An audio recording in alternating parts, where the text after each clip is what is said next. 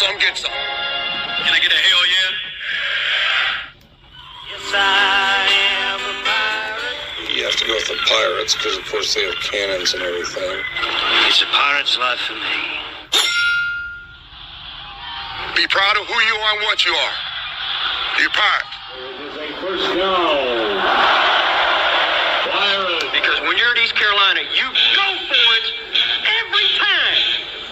Or you don't coach at East Carolina, you don't come to East Carolina, you don't play at East Carolina with a weak heart. Write it. I think I've ever been in a building as loud as that was. It was deafening in there. Whoever Omaha, I can promise you that. And it's purple all night long in Eastern North Carolina. You're watching The Sports Objective, the podcast for Pirates.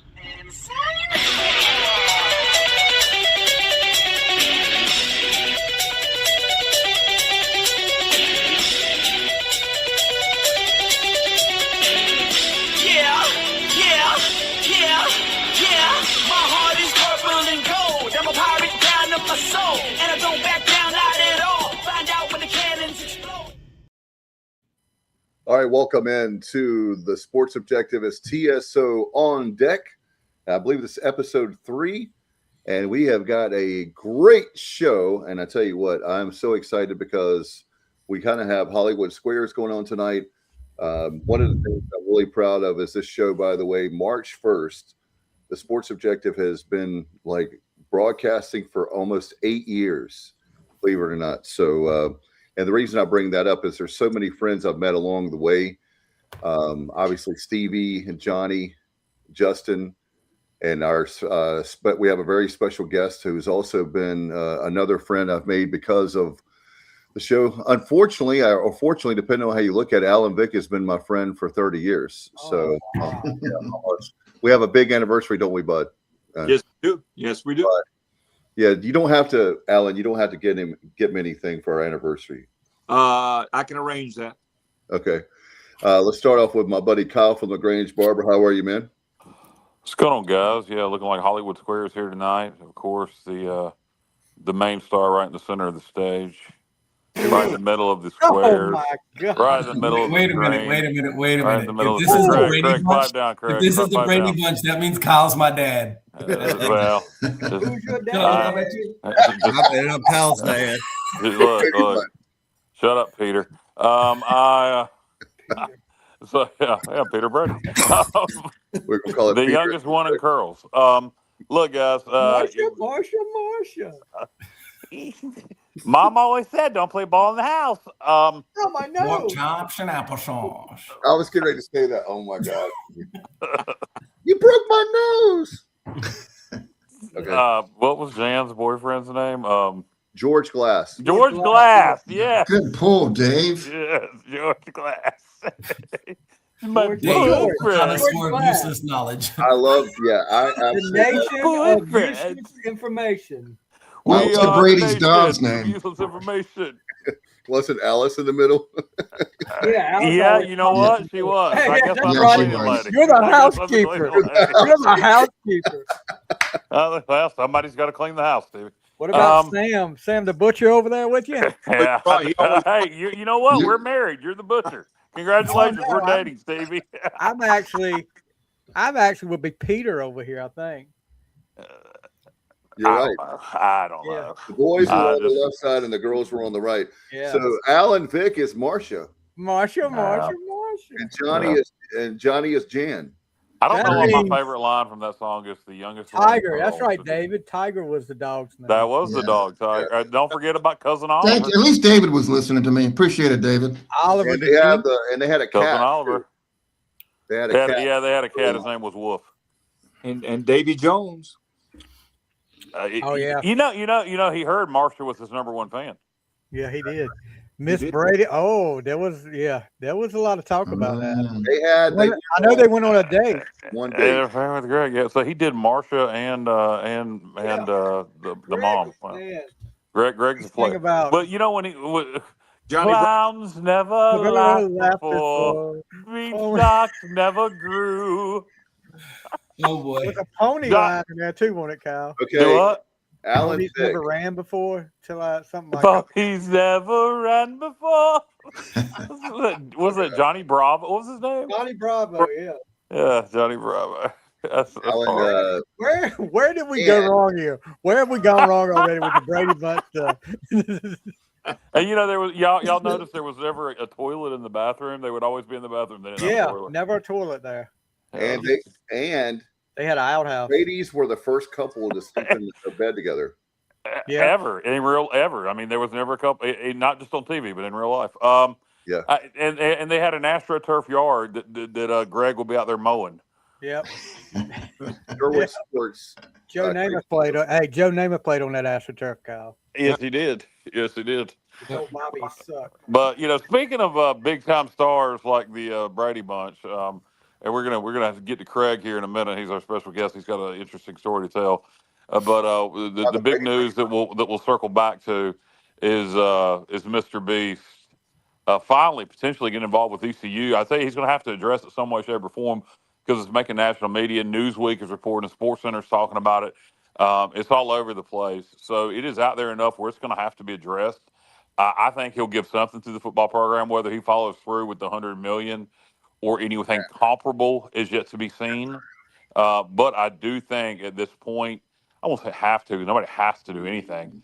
But I think he'll have egg on his face if he doesn't do something as much publicity as it's gotten. Well, Alan Vick gave $200 million last year. $100 million is chump change. True. I mean, he's going to have to. Mr. Beast is going to have to step it up. $100 million is a joke these days. Yep. Mm-hmm. Yes, sir. I told him. I said, you got to step it up, my man. Step it up. If you're going to play with the big boys, you got to get with it.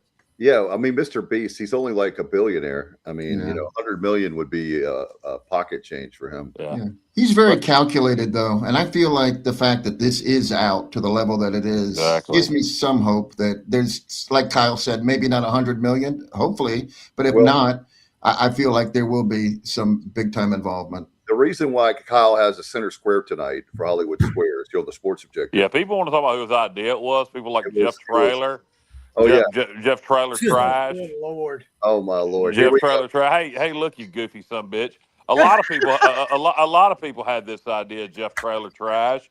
But I can tell you this: I've been saying this on the air for about 3 years now. 3 years, yeah. I give you credit because I told you that the person I said was Alan Vick knows personally is Vince McMahon. Because I was saying Vince McMahon, and you said, Mr. Beast. Yeah, it was so obvious. I've been saying it for 3 years. So Jeff Traylor apparently came up with the idea, and we stole it. And we'll get to that too. But we need to get to Craig. Craig's on a limited schedule here. And so did everybody get introduced? We got Alan Vick, radio legend Alan Vick. We got the Lasker legend himself, Mr. Stevie Fly.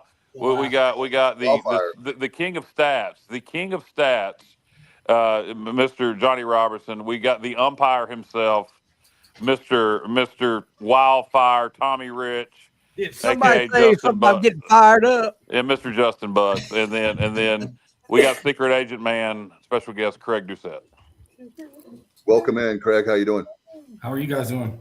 Well, I remember vividly. Unfortunately, Kyle couldn't be with us, but I remember vividly when we were in Birmingham, and you wanted to come on. You're like, I was busy getting chemo that day. I know. I wasn't criticizing you. I'm just saying. I wanted you to be there with us, and I hated you couldn't do it. But anyway, so we literally, how about this? We're going to change the name of the school, guys, to Beasts Carolina. I like it, Kenneth. You know what I thought about that, Kenneth? I thought, that Beast of the East, Beast Carolina, there's so much you can do. It writes itself. But Kyle, would ESPN still call us Beastern Carolina? Beastern Carolina. Clip that. Probably. Good one. Clip that. Yes, clip that. Craig. So Craig was on with us, and can you talk about your previous employment before what we're getting ready to talk about, or not now? Yeah, I mean, I can just mention it, but I'm not going to talk about it. I was employed with the federal government with the Secret Service for 25 years as an agent, and then retired. I did a couple years of corporate security, which wasn't my thing, and then that's what got me to umpire school. My wife asked me when I left that job, what do you really want to be when you grow up? And I was like, I'd love to be like an NCAA umpire or something like that. And she said, find a school. And so I found this school, and I went, and it was amazing. It was tough. It was a grind. It was like drinking through a fire hose and trying to absorb all the information because I'd never umpired before ever. And that's how I got to here. But also got some other fingers in the pot, like open my own LLC for private security services and executive protection and that kind of thing. And then also I teach adjunct down the street at a criminal justice academy, the same thing. So private investigations, executive protection, security officer stuff. So that's very cool. So you're Secret Service by day and umpire by night. Retired, no longer connected. So with your decision to go to umpiring school, I mean, you said no umpiring experience. Like Justin's umpired high school, he's umpired college. It still does. I shouldn't say has, but you jumped from I haven't umpired at all, so I'm going to MLB umpiring school. Yeah. So the interesting thing for me is it kind of parallels with my Secret Service journey, right? So like I got into the Secret Service straight out of East Carolina, 22 years old, straight out of college. I went to the uniform division, which is like the White House police. And I learned from them. I had no shooting experience, nothing. So I learned how they did business and how they conducted themselves. And that's how I performed throughout my whole career. Just without any other tools in my toolbox, all my tools came from there. And that's kind of the way I looked at the umpire thing. I mean, there's a lot of local associations and Mid-Atlantic associations and other associations. Actually, I met quite a few guys that are in like the Charlotte area and Greensboro that are hooked into association and do NCAA games. So they're going to get me with their assigners and try to put something together. Another guy out of Silver Spring, Maryland. But it was interesting because we had everybody from 18-year-old kids all the way up to 74-year-old women in the school. Wow. And some came with a ton of experience and they weren't looking for MLB careers at all. They were just looking to hone their skills and to bring that stuff back to their community. And then, of course, the 18 to 24-year-olds, they were all locked in trying to get like offers. And I found out really quick, being 50-year-old with kids in college and having house payments and stuff like that, climbing that ladder would be pretty difficult. I mean, the amount of money they make starting out is like 30 to 40,000, something like that. That's nothing. Yeah, which is a drop in the bucket to be working all summer, like 6 months out of the year, plus spring training and whatever else they have to do. But if you move up and you get up quickly, it's a chunk of change if you can become an MLB umpire, especially if you get up to crew chief or something like that. I mean, you're set for life. So I'm not going to climb that ladder. My whole end goal, even going to the school, was seeing if I could get Division I NCAA, right? That would be a dream of mine. There's a lot of schools in the Virginia, North Carolina area, a lot of conferences of different things that I could try to get involved with. But I'm going Monday night for my first local. There's a local assigner here, association that does all the high school sports in these 5 or 6 counties. So I'm going to meet with them. A friend of mine, actually, who I played baseball with in high school, was the commissioner, and he invited me on Monday night to come see what it's all about. So that's where I'm going to get started and just see what happens. Yeah, Craig, that is from my perspective on umpiring, that is a great way to get started. That's how I got started. I actually got started called Top Gun Baseball here in Eastern North Carolina. Called Top Gun for a year. Did some youth league baseball around Winterville and Greenville, Goldsboro area. Worked my way on up into high school the next year. Worked middle school ball, JV ball. Worked my way on up into the varsity ranks. And how I got into college baseball was kind of funny. The JUCO assigner is also a high school assigner out of the Wilmington area. He was short umpires one game, and so he called my supervisor here in Goldsboro. He said, "Look, I need an umpire. I need some umpires." So he's like, "Okay." He paid us the regular booking fee for middle school, paid us an extra $50 to go cover the game. So I went down to Midway Middle School, called a game down there. He came down with someone and said, "Hey, are you interested in doing some JUCO ball?" I said, "Sure, why not?" And then next thing I know, the next year, I'm on the JUCO ranks. I've called a couple games here, there, filled in every once in a while. Then finally the next year, I got a little bit more and just worked my way on up. But it's a good profession to get in, and I really wish you the best of success in it. It's really good profession. It's not you're not going to make a lot of money doing it, But it's not all about the money. It's about the kids, and that's why we get into officiating. It's not for the money, because at our level, you don't really make money until you get into that AAA major league level. Like I said, I mean, you can make major league guys make $150,000 to $200,000 a year.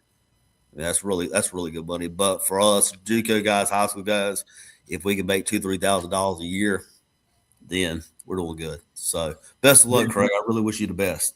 Well, I appreciate that. Yeah, it's an interesting thing because once you get there, you realize there's a lot of similarities between the Secret Service and umpires, and that might sound really strange, but it's a small community. The Secret Service only has 3,000 agents worldwide, right? Right. So they're not like an FBI. And they both get shot at. Right. Well, that could happen too.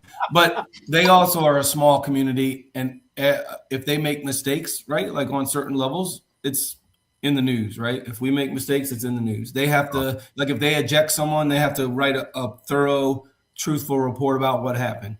They have to make sure that the rules are being followed everywhere they go, and they're representing their leagues, and they're making sure that everything is being followed. They're like the representative for the league when things are going down. So it's very interesting to see those parallels as they're explaining everything through the school.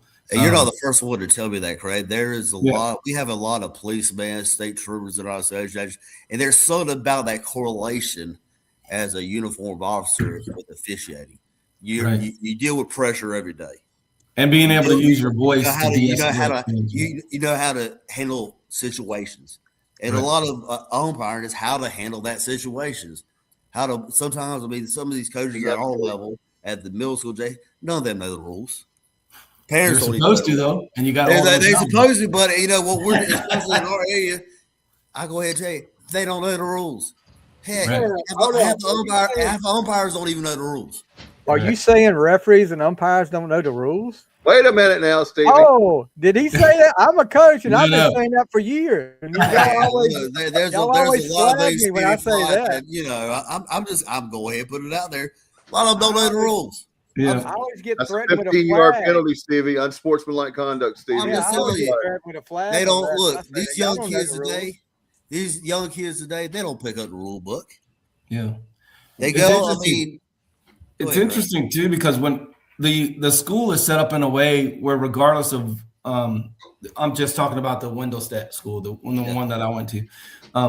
It's set up in a way where it doesn't matter what your experiences level is. Every year they start from the bottom. So, you start basically getting in a formation and learning how to get into a stance, learning how to call an out, how they want you to call out, how they want you to call safe calls, and how that works. And then what they explain to you, which is weird, is the MLB rulebook is written over. It is not rewritten. So if I just picked up an MLB rulebook and tried to understand a rule, say, of interference or catcher's interference or obstruction, it might be referenced in the MLB MLB rulebook in 6 different places from 6 different times that something happened in the game and they wrote a new rule for it. Mm-hmm. So the way they structure the class is they pull all of that together, right? So like if they're talking about interference, for example, they might reference rule 1.068. I'm just making this stuff up. 1.068B or whatever. And it'll say interference, blah, blah, blah. And definition of terms, interference. But then there'd be a rule 4.03 that piggybacks on 1.08, and then a 7.06 that piggybacks on 4.30B. And now 1.0 whatever is obsolete, but it's still in the rule book. So trying to figure that out on your own would be absolutely horrendous. So starting with the building blocks and moving forward, it was 5 weeks of just intensive training from 9 in the morning till 6 at night. We would then leave the fields at 6 at night and have a test every night, 1 or 2 tests from 7 to 10 p.m., and then do it all again the next day, Monday through Saturday. We only had Sundays off, and the rest of it was the morning from about 9 in the morning till 10:30-ish in the classroom, going over whatever the new thing we were going to layer on for that day was. And then we were in the fields putting it into practice until the lights turned on. So it was an amazing experience, and I learned a ton, and I can't wait to put it into practice and see where I stack up against everyone else that's been umpiring for years, or if they're new as well. Like I said, it's a grind. Like I said, my buddy who does AAA, he was calling the AA championship a couple years ago. He said that We had a 5-game series. He slept a total of probably 6 hours in that 5-game series between the travel, and he said they'll be hanging out at they get done game 11 o'clock, go back to the hotel, eat, shower. The supervisor will be down there, call them at 1, 2 o'clock in the morning. They want to go to the casino, and they're expected to go to the casino. You can't just tell your supervisor, "Hey, I'm tired for the game." They want you to go because what they're trying to do is they're going to try to weed you out. Who can hang? They're also trying to build that camaraderie. They're trying to see who's going to stick with them. I mean, that's another point that I was making about it being like a fraternity, right? They're trying to figure out the people that fit. And interestingly, almost all the umpires that we were working with, they were AAA. Some were AAA call-ups. Junior Valentine was the main instructor. He's in MLB. He's number 25. Eddie Rapinoe, I'm sure, was down there. Yeah. Hunter Wendelstadt took it over from his father, Harry. Yeah. He's 21. And then, they had their winter meeting, and then everybody showed up. So Eric Backus, John T. Payne, Mark Ripperger, Vince Scotti, Vince Caparazzi, Trip Gibson. All of these guys showed up, and then all these retired guys showed up. I think Jerry West was supposed to show up, but I think he was supposed to be there Saturday, and that snow came in. Joe West. And I don't think he made it down. But almost every year he gets almost half the Saturday morning for questions and answers because everybody wants to talk to him, and he brings down his West vests and books to autograph and all kinds of things. But he didn't make it down.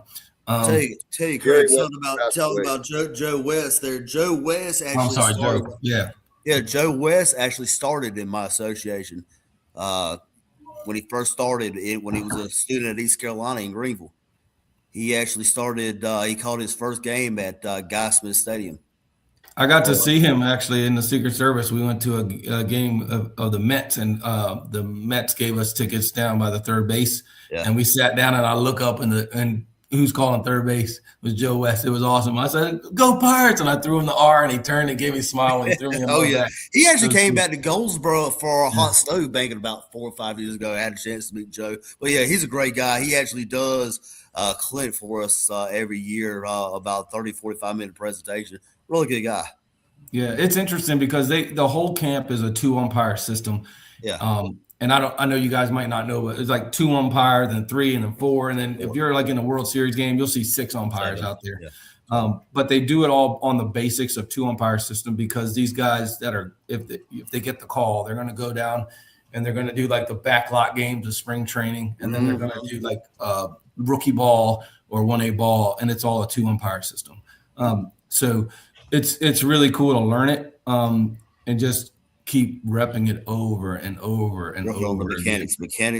Yeah, and they keep just stacking things on you, right? And the way they do it is so you don't understand it at the beginning if you don't know what umpiring is or never done it before. But the way they layer everything on top of each other, so you start out with no runners on base, right? Where do you go? Where does the plate umpire go? Where does the base umpire go? How do they react? Who reads what's going on? And then they'll put a runner on base, and then they'll start giving you catcher's interference, and then they'll start giving balks, and then they'll give you a balk on top of a catcher's interference. Then they'll give you a balk on top of catcher's interference with obstruction. And then you have to figure it out and unscrew everything and assign people the proper bases and that kind of thing. And then they start throwing out ejections and arguments and balls and strikes and all that. And so it's an amazing, amazing experience, and I can't wait to put it into practice.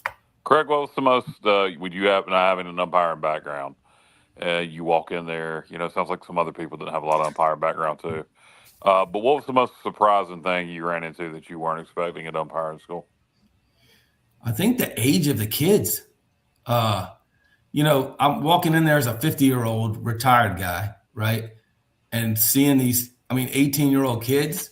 The kid that got Student of the Year was an 18-year-old kid from Japan. He was there was a couple Japanese league umpires in our class. So they are already professional umpires in the Japanese league. And this 18-year-old kid was their translator, but he was also an umpire. And he was super polished. Watching that kid work was incredible from day one. And he actually got Student of the Year and he's 18 years old. So he's going to go down to Vero Beach, which is the new MLB prospect thing, and he's going to get his shot there. A couple other guys got that, and then because this Wendelstadt's on its way out and it's being replaced, there was like the Northwoods League was there, some independent leagues, and Frontier League, I do believe. Frontier, yeah. So Frontier, one of my friends, the first guy I met there, actually, he's from Maine. He grew up 30 minutes from where I was born in Maine. We just hit it off. He's 24 years old. I'm 50. We became great friends, and he was we weren't in the same crew. Like, they broke us up into crews. I wasn't in the same crew with him, but he got an appointment to the Frontier League. So he just got back to his house in Maine about an hour ago. Everybody's still texting me because I just got home, and he's going to start up in 2 weeks with the Frontier League. So I get to follow him. For those guys that don't know, the Frontier League is the Down East Bird Dogs. Yep. That'll be that group. So he'll be coming down here for that. So that's a good deal. That is a very good deal. So and the Frontier representative was there, and he was explaining that it's a developmental thing for umpires. They have a crew chief, they get a car, a van, a crew chief, and they pay all their expenses. But they are looking for good attitudes, and they're looking for people that are willing to learn. And the crew chief teaches the younger guys throughout the season to be crew chiefs, and then they just keep working their way up, and then hopefully they at least have a connection to MLB, which is good because some of the other independents do not. Which is good for those guys. Yeah, you got 3 or 4 partner leagues with MLB. And Northwoods, Frontier. Yeah, 3 or 4. Yeah. But it was kind of sad because you saw being at the last year, like all the emotion, but also you saw it like disappearing, right? Because the way they used to do business is they would have 14 or 15 slots maybe, right? And this year I think they had 3. At least that was the rumor.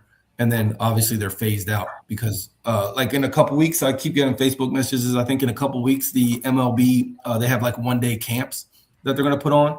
And if you show up to one of those camps, it's free, I believe. You can try out, and then they can select you to go to Vero Beach. So it's just a 1-day camp, and then you get selected to go to Vero Beach to try That's what I'd say to one of those in San Antonio. Yeah, it's pretty much just a free camp that they pretty much within the first 5 minutes of being at that camp know who they're going to select. Right. They pretty much in that formation when you go and safe out drills right there in that formation, they're looking at you. They've already got their 5, 6, 7, how many they're going to pick, and that's who they're going with. So yeah, and it's interesting. That's another thing, Kyle. That is interesting. Is there was a lot of 2nd year, 3rd year students there, and I was kind of shocked at how much they didn't know. Does that make sense? So the guy that I met who's going to the Frontier League, he was a 2nd year guy, but he went when he was 20, and then he came back this year because it was the last year, and he's 24. And at the first he was a little rusty, but by the 3rd day he was back on the bike. Like that's why I surrounded myself with this guy because one, I knew it was his 2nd year, and he was a smart guy, and I could follow him. So in formation, he led a formation line because he was a 2nd year guy. I stood right in front of him. I wanted to kind of try to learn as much as I could, as fast as I could. And you could see by day 3, he was back on the bike because he had his old notebook, right? Like this is my notebook from this year. It was empty, and I only have a couple pages left, right? It's full of notes and things going on. Like it's full all the way to the back. And he had his old notebook, and then he paralleled his old notes with the new notes. And so he was in my study group, and he was smart. He's like, look, keep it small. The more people you have in your study group, the more arguments you're going to get into, because a lot of the rules are interpretive, right? It's how you look at the rule based on answering the question. And even nowadays, they still have these situations that they've never seen before. And an umpire will rule on it, and then MLB will decide if it's a good rule or not, and then they'll implement it in the book. So it's ever changing. It's so interesting to see that something, even in this day and age, could be new to MLB, right? Or any baseball game. So there was a lot of eye-opening stuff, Kyle. But yeah, the youth part of it surprised me. You know, I thought maybe I didn't realize that kids start umpiring when they're really young. You know, they can start umpiring little league games when they're, super young. So 15, 16 years old. Right. Yeah. And some even sooner than that, depending on if their father works there or whatever. So I took a kid, what was it, last year? He was 13 years old out there. He said, right. So you think about that, kind of someone that's 13 comes into that school with 6 years of experience under their belt already. Have you? Did they talk about? There's one kid. His name is Lathan, the kid umpire. I don't know if you ever seen the guy video. He's from this area. Is that the little kid with glasses? The little kid with glasses. He's been down to the umpire school down there. It's funny because he's hit my Facebook algorithm like 100 times since I went to umpire school. But that's what we need in officiating. We need the young guys because the older guys are dying out. We need young guys in officiating today. Well, you got one. You got Craig. I mean, what the hell? I got to tell you, like what you were saying though is like there was almost every retired person there was retired law enforcement. Oh yeah, or military, Navy, Marines, Charlotte Mecklenburg PD, a captain from Charlotte Mecklenburg, an undercover narcotics officer from LA Sheriff's Office. Like it was pretty cool because we had that in common too, and we were able to sit down and talk about what we had in common and how it overlaps with umpiring as well. So, yeah, it was interesting. It's because you like enforcing rules. Yeah, I mean that's what you're doing, right? But you're also trying to make sure that the game is fair across the board, right? Like, so what I found out real quick is there's not a lot of makeup. There aren't makeup calls, right? Like if you miss it, you own it. You missed it, right? Yes. You apologize to the manager. You apologize to the coach. Hey, if I missed it, I missed it. Nowadays they'll argue something and they'll and like Junior Valentine will go check it, right? Because they have the video. It might not be a reviewable call, but he'll tell them go check it. And if he doesn't hear from him again, he knows he was right. Right? Oh, yeah. Like on a swipe tag or on a missed call, whatever it may be. A lot of the times they'll just say go check it, right? And watching those guys, and that's what I was getting to earlier. Is using your voice, right? That's what I teach when I teach law enforcement. I said, if you have to go to anything on your Gucci belt, right? Your pepper spray, your gun, whatever it may be that you have, your taser, then your voice wasn't effective in de-escalating what was going on. Now, it's not always going to be effective if someone's high on PCP or some craziness or whatever's going on, mental health issues, right? You might have to go to your belt. The people still but if it's a normal situation where you can use your voice, then that's what you're going to do. You're going to de-escalate that. And I think that's the value in older like retirees coming into the umpire profession, because if someone went off on me over a call or something, I'm not going to go to 10,000 feet with them. I'm going to be super calm and be like, you either go back to the dugout or I'm sending you out. You're like, you're going to say taser, taser, taser. That would be amazing, right? That wasn't a strike. Taser, taser, taser, taser, taser. Oh my God. Next.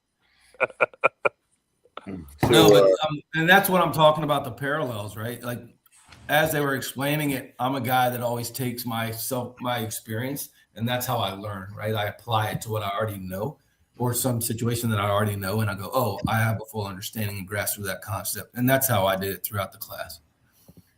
So, Alan, do you have any questions for Craig? It's just been fascinating, man. I've just been sitting here listening, absorbing. That's an incredible story. That's very impressive to go down there and do that. That takes a lot of dedication, really does. The other thing is you need the time, right? So like the 18-year-old kids have a month to take off. The retirees have a month to take off. But I can tell you as an agent, there's no way in hell I could have taken this before I retired, unless, I used up all my leave for the year to do it. There's a lot of time and energy spent in it. I mean, a lot of times away from family, kids. You miss birthdays, you miss anniversaries. To really get to that level, you got to sacrifice a lot. And I would say there is a lot of guys that get divorced or separated during just like chasing a profession like this. I mean, Stevie, he literally could be Tommy Rich right now talking. Right. Yep. But like I said, I mean, it's like I said, you're gone from, if I got a game at 5 o'clock down at West Colorado or East Colorado, I'm having to leave the house at 1 or 2 o'clock in the afternoon, go down there, call a doubleheader, leave at 8:30, 9 o'clock. I'm getting back at 10:30, 11 o'clock at night. I mean, so it's then having to get up the next morning at 5:30, 6 o'clock, go into work at 8 and do it all again. I mean, it's time consuming. It's time consuming. You got to have the beautiful thing about the school too is you realize that these umpires are working 6-month schedules, right? So they're off 6 months, they're on 6 months, and they take a full month of their time away from that they have with their families to come down there and teach. That's how much they love the school, right? So, and then all these retired guys and all these active guys came down to show their respects to the school. I mean, it was touching to watch and to see that all the blood, sweat, and tears. And then they gave out the equipment on the last day. So like all the equipment that they've been using for years that were just in Hunter Wendelstedt's garage, he laid it out on the table, and all the kids that couldn't afford it, or even some of the older guys that didn't have it, were able to take it and bring it home with them. So cool. It was pretty amazing. And actually, I got I posted it on my Facebook, but I actually got selected with a lady who they really respected, and she's in her, I think, 70s, or mid 60s. Oh wow! For the final inning call on field 1 of the school. So It was me and her, and you guys might not know what this is, but it came down to, the last out of the whole entire 50-year school was a timing play at second base. Oh no! So, yeah, right. So I'm behind the plate. She's in the field, and they kind of set it up. Yeah, it was a base hit, and then they're like, you hear from the box. So they have box behind you where the evaluators are, and they're like, runners, 2 bases. So they're telling you, regardless of where the ball is, you're going 2 bases. And so what they're trying to do is it's going to be the 3rd out of the game. It's not a force out, and so they have to have a tag. So the ball gets thrown into second, and I'm watching the guy come from 3rd. And if he crosses the plate first, I have 1 call to make, and if he doesn't cross before the out's made, I have a different call to make. And it just so happened that he crossed first.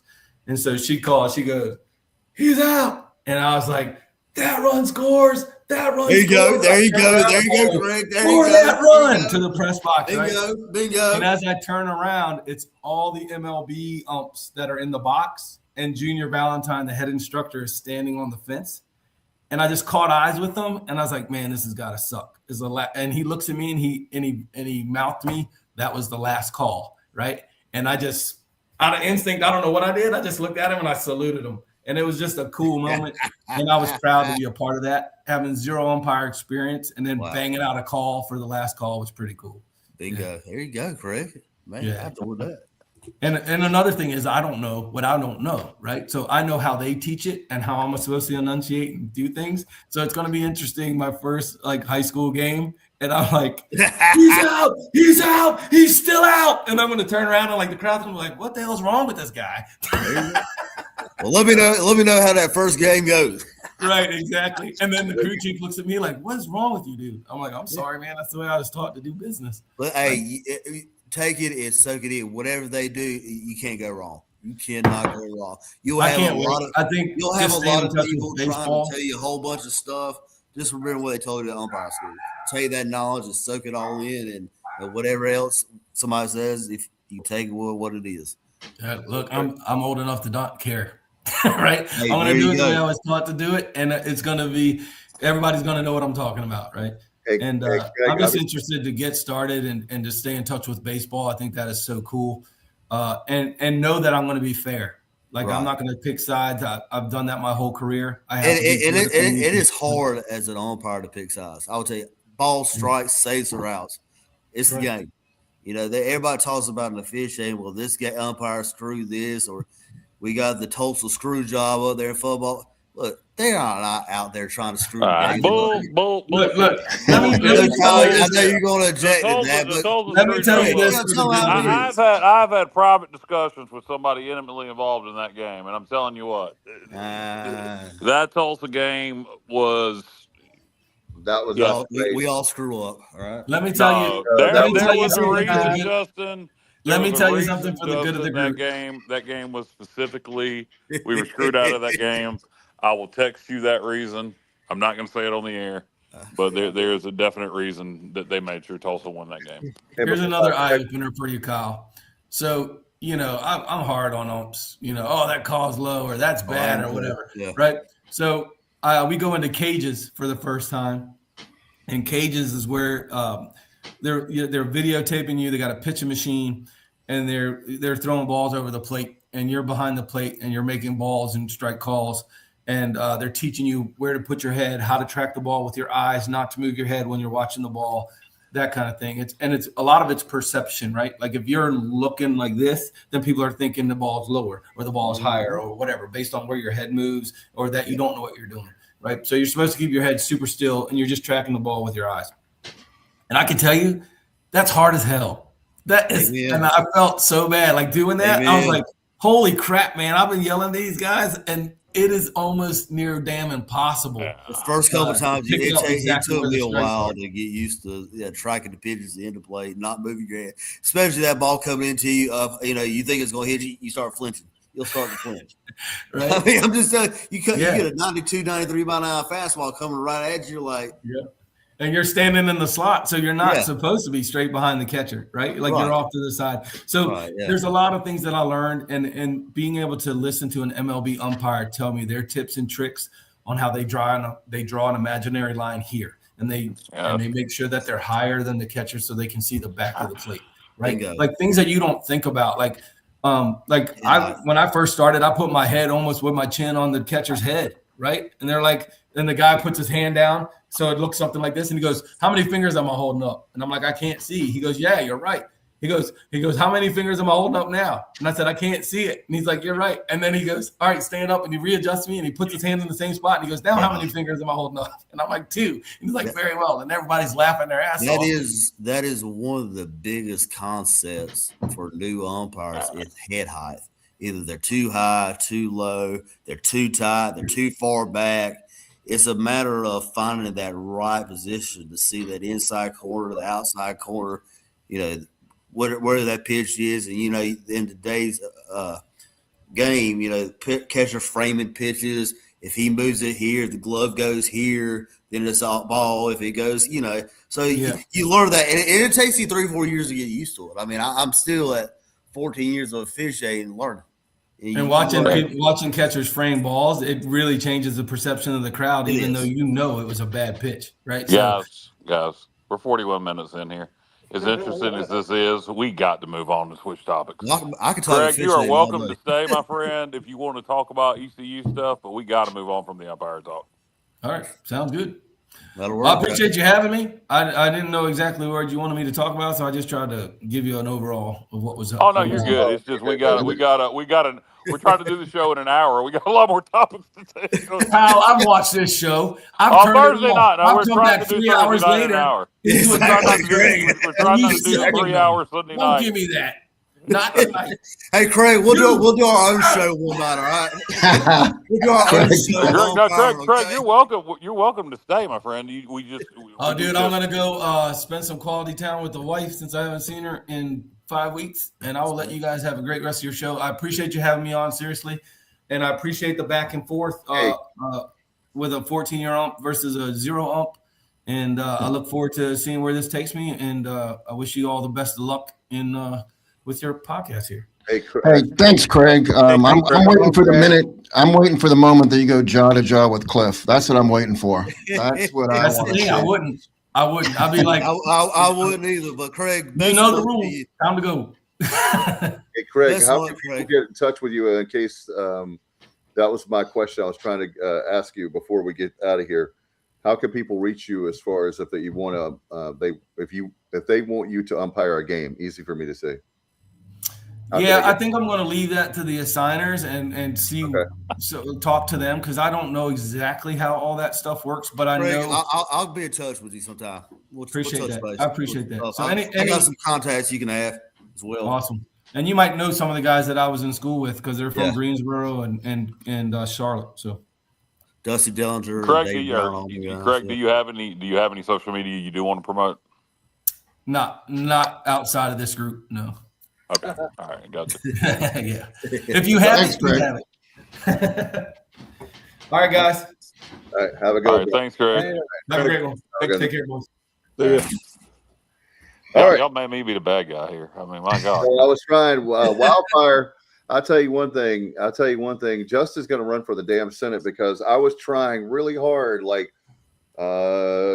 15, 20 minutes ago, and Wildfire was filibustering. I was like trying so hard. Hey, look, I can talk umpire all day long, guys. I'm just saying. I can tell.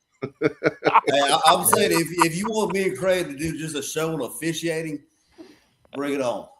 All right, we'll have that on. Yeah, we'll have that on another podcast. But I mean, that might not be a bad idea during the baseball season. Craig clearly he did a great job. I mean, he's a great speaker. Craig. I'm sure Craig will listen to this. Somebody get it to him. I hope Craig didn't think I was being rude. But we on Thursday nights We're trying to keep it to an hour and 15 minutes, unlike our Sunday night show. And but we're doing a double show tonight. We're doing Thursday and Sunday. Yeah. Well, good point. Well, let's get him back on and talk umpiring more. No, I'm saying so. We really are stressed for time tonight. Yeah. So, Alan, I have to say this too, that we're going to talk more about it. But I'll tell you one thing: there were a lot. My social media was blowing up last night. We're going to be talking, and after baseball, I'm going to preview. We'll have stuff about NASCAR. We got ECU basketball, men's and women's. We've got some football news. We got a whole bunch. That's going to be our. And then after that, we have Johnny Stats has outdone himself, by the way, guys. We have Super Bowl trivia. We got a whole bunch of stuff for the Super Bowl. No. We'll give our Super Bowl picks, and then we'll get the hell out of here. So that's the one thing we're going to do. So join us, folks, as we bring in Friday. Right. Yeah, we'll be here. Yeah, Stevie's going to be with us until about 3 a.m. and then he's got Steve's going to be with us about another 10 minutes.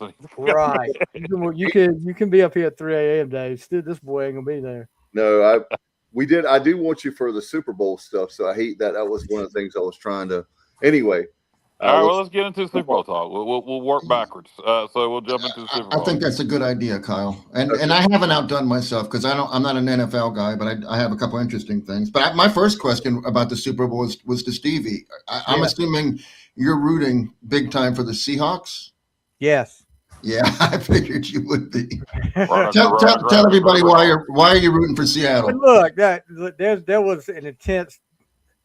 I guess hatred's a strong word for the Patriots during the Brady, Belichick years because, well, Steelers couldn't get past them, whether it was Spygate or whatever you want to say. It's not as bad as it used to be, but I still can't pull for the Patriots. I don't care. Just like on my show a while ago, Kyle made the comment about if Holton Ahlers was starting quarterback for the Patriots, would I be pulling for him? And I said, no, I would not be pulling for him. I would like to see Holton do well, but I would not be pulling for the Patriots. It's just like that's hate. That is hate. It's like Keaton Mitchell playing for the Ravens. Yeah, but I don't put Keaton Mitchell in the same category as Holton Ahlers. I love Keaton, but Holton's love for ECU, and then we he's a guest on the podcast. It's a little different. But go ahead. Well, I will pull for Holton to have a good game, and if they win, I'm happy for Holton. But I'm not happy for the other 50 or 60 players on the team. Yeah, and to be clear, he's not the starting quarterback for the Patriots. That's what I was ready to ask. When did that happen? Drake May has been benched. We're bringing in this quarterback who is never. Stevie, am I wrong, or isn't this like a race to 7? Aren't the Patriots and Steelers tied at 6? Yes, but that's not the main reason I'm pulling against the Patriots. I mean, if they get to 7, that's okay. We've been behind before. We'll catch back up. But it's just the Patriots. The Patriots. I can't do it. I can't pull for the Ravens. Yes. I like their coach. I do like Vrabel. Vrabel is a great. Stevie and Dave, you guys watch the NFL the most. Justin, you watch? Are you an NFL guy? Not really, Kyle. I watch a little bit on Sunday, but yeah. Alan watches it too. Oh yeah. All right. Between you, so you three, we'll start with Stevie. You said who you want to win, who you're cheering for. Who do you actually think is going to win and why? Oh, if they play the way they've been playing throughout the playoffs, Seattle will win, and I'm thinking by 2 scores. Their defense is flies all over the field. They like to hit, and they like to hit hard. They love contact. This is one of those defenses that I think could be a special defense in the UCO if they can keep it together. And I will say this, and this is we're not here to make Carolina football fans happy, but Drake May, you look at his performance in the playoffs, besides picking up a few key first downs in that last game, he's been very mediocre. I mean, 2 interceptions, 4 fumbles that he's had. If in the Houston game, in the first playoff game, if Houston had any of the other 31 quarterbacks playing for their team besides C.J. Stroud, the Patriots will be sitting at home watching the Super Bowl this year. Yeah. All right, so Seahawks. Dave, who you got? Definitely Seahawks. Any reason why? They're by far. I was telling Alex, my son, about a week ago.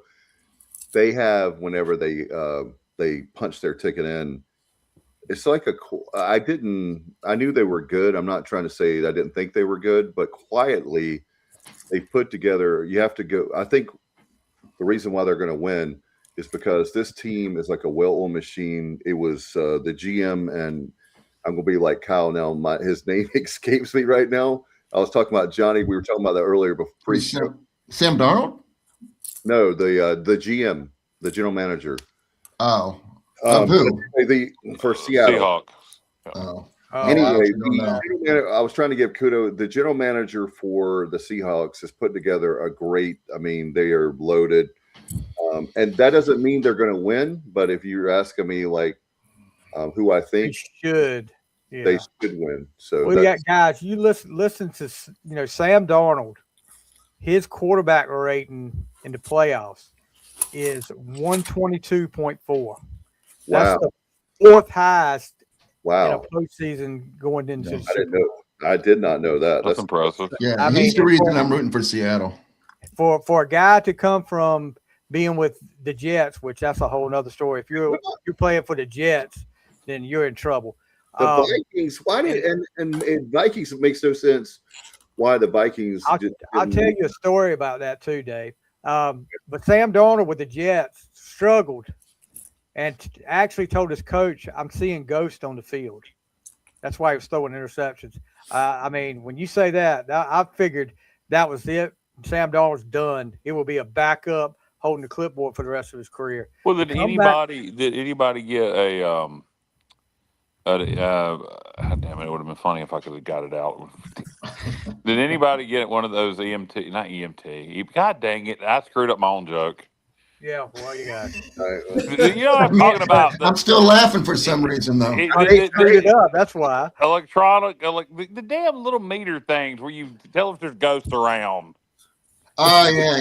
Ghostbuster stuff. EVPs or whatever they are. EVT, electronic voice phenomenon. I don't know what it's called. Did anybody get one of those out and make sure there was no ghost on the field? I don't know. Anyway.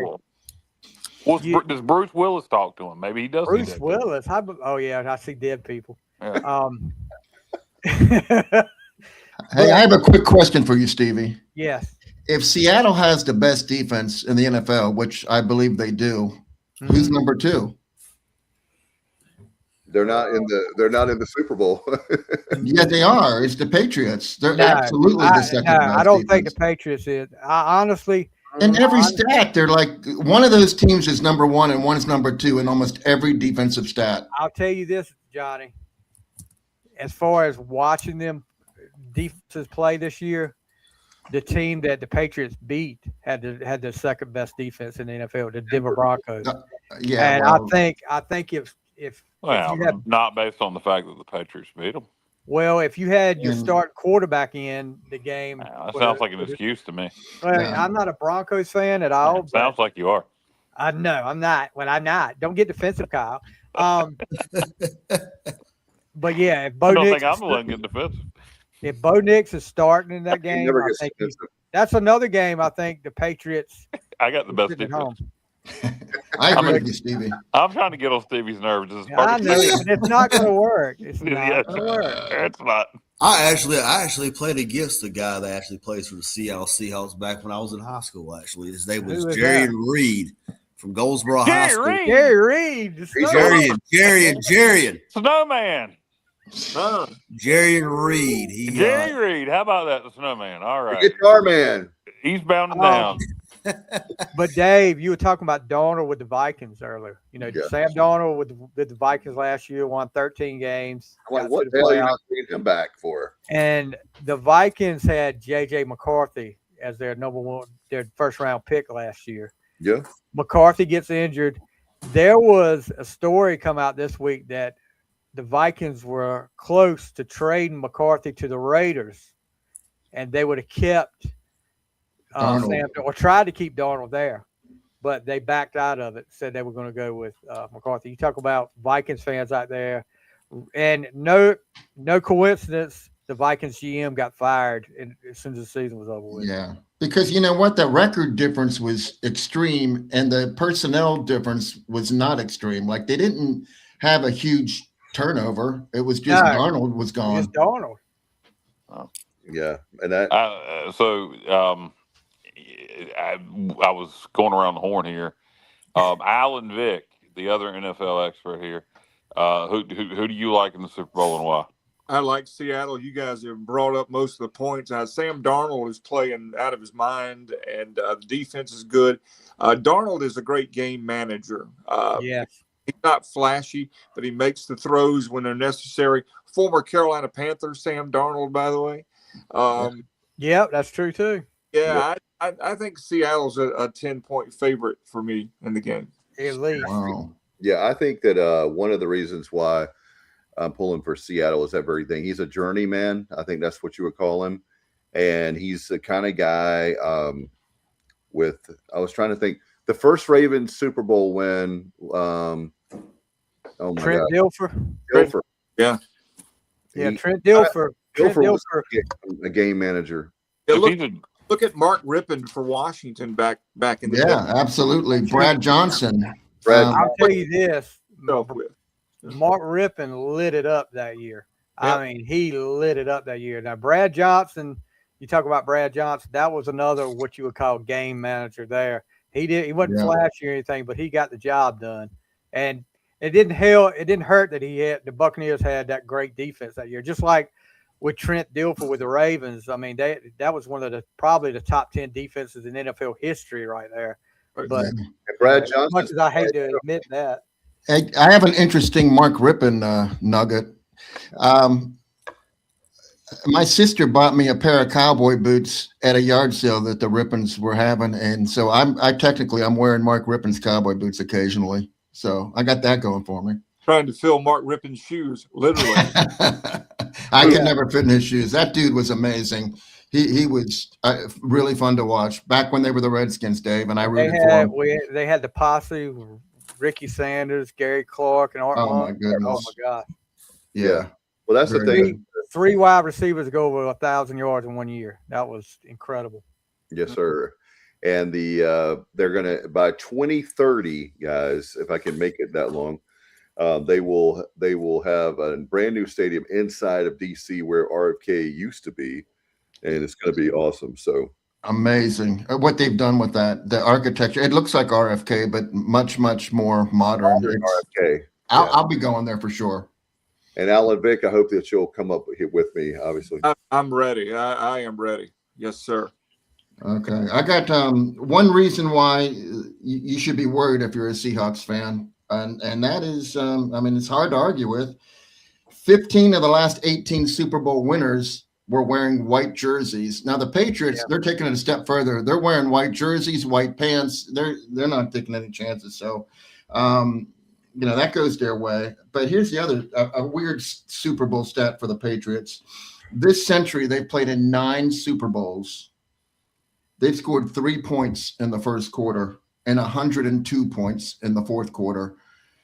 I mean, that's unfathomable. So if, it's different players now, different coaches. Well, but that stat is just too weird not to mention. 3 points in the first quarter, 102 points in the fourth quarter. Yeah, ask the Atlanta Falcons about that. That's what I was getting ready to say. Falcons go up 28-3 and are outscored 31-0 in the second half.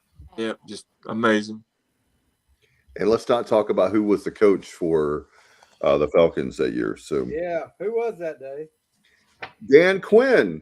Thank you very much. I will say this. I'm very upset with Quinn about getting rid of Kingsbury. Kingsbury is an offensive mind, an offensive genius.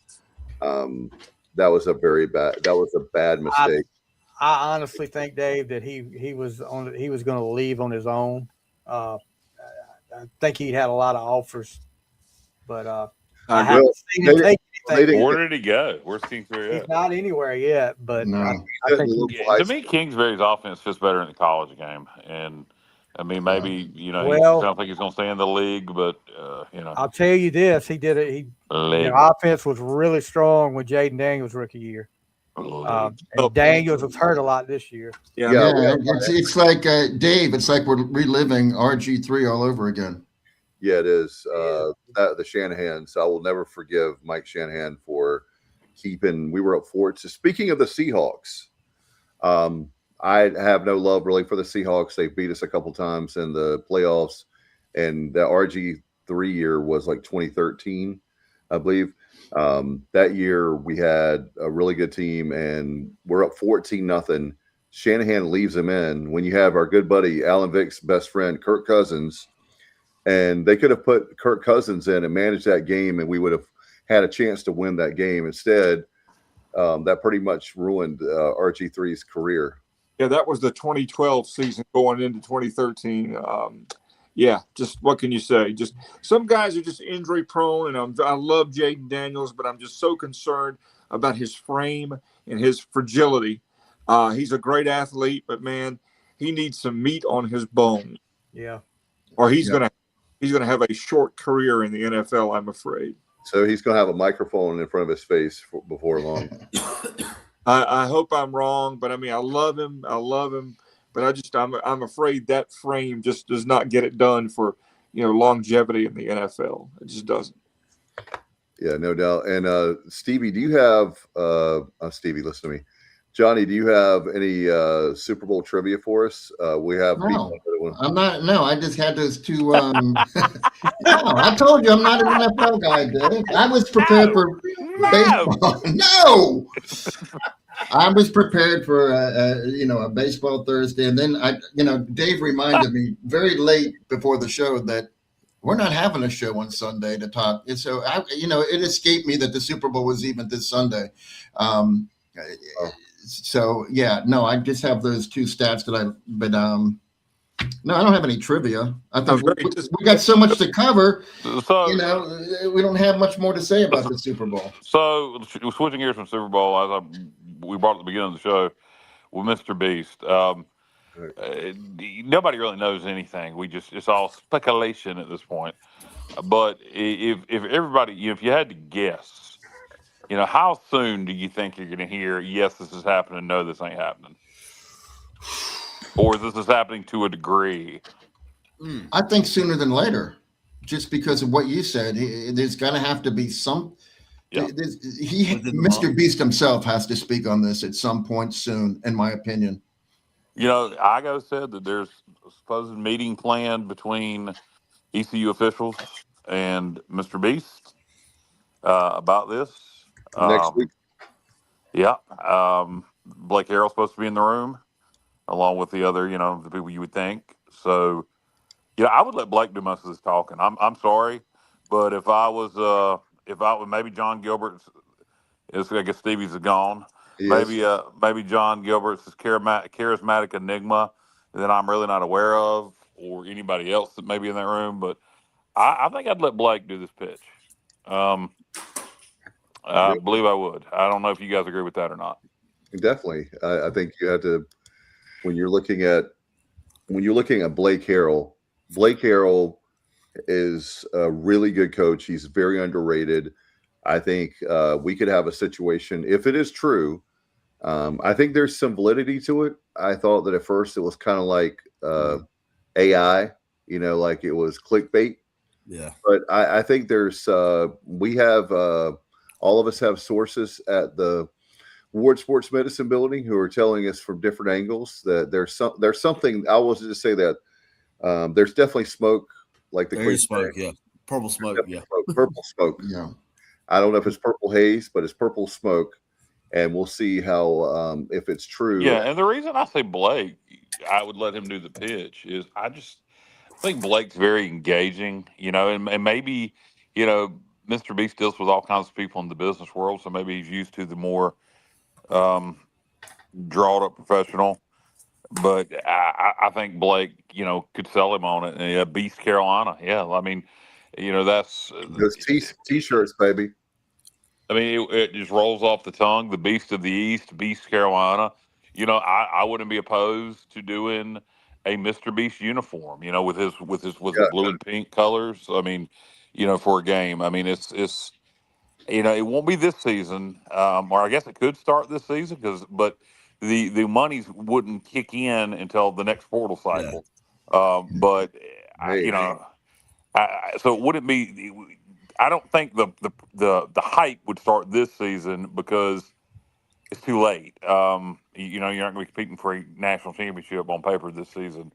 So it'll be interesting to see what happens with this, how much he's truly going to give. Yeah, I think he's going to have, I don't know, he doesn't have to, but I think he's going to end up giving something. Again, what will the level of commitment be? Will it be $100 million? Will it be $50 million? Will it be an ongoing thing? Will he just say, I'm going to be your T-Boone Pickens? I'm going to help East Carolina University football grow. He's from Greenville. Yeah, I know, Dave. Greenville grow. And I think Greenville, guys, I don't know if you guys feel this way. Like I go back to this past summer. Mr. Beast is the biggest celebrity on the internet celebrity. And people will realize he's in Greenville. Even though he doesn't go around saying, I'm in Greenville, people realize it. And then you had the Sports Center coverage multiple times from Sup Dogs in Greenville this year. And then Fox News was in Greenville all week, or the first part of the last weekend, first part of the week, covering the snowstorm, showing downtown Greenville, showing ECU students. I feel like Greenville is kind of getting a little national pub, kind of becoming, for lack of a better term, an it city. You've had these cities in the, different hot towns in the past. They've happened in North Carolina, the mid-'90s triangle boom. And then Wilmington's been booming in recent years. Inexpensive, very expensive. I think Greenville could be, on the upswing nationally, and I think that only helps ECU and Mr. Beast wanting to invest in ECU. Absolutely, and you know what? I think it's more than money. I don't think he's just going to dump a bunch of money.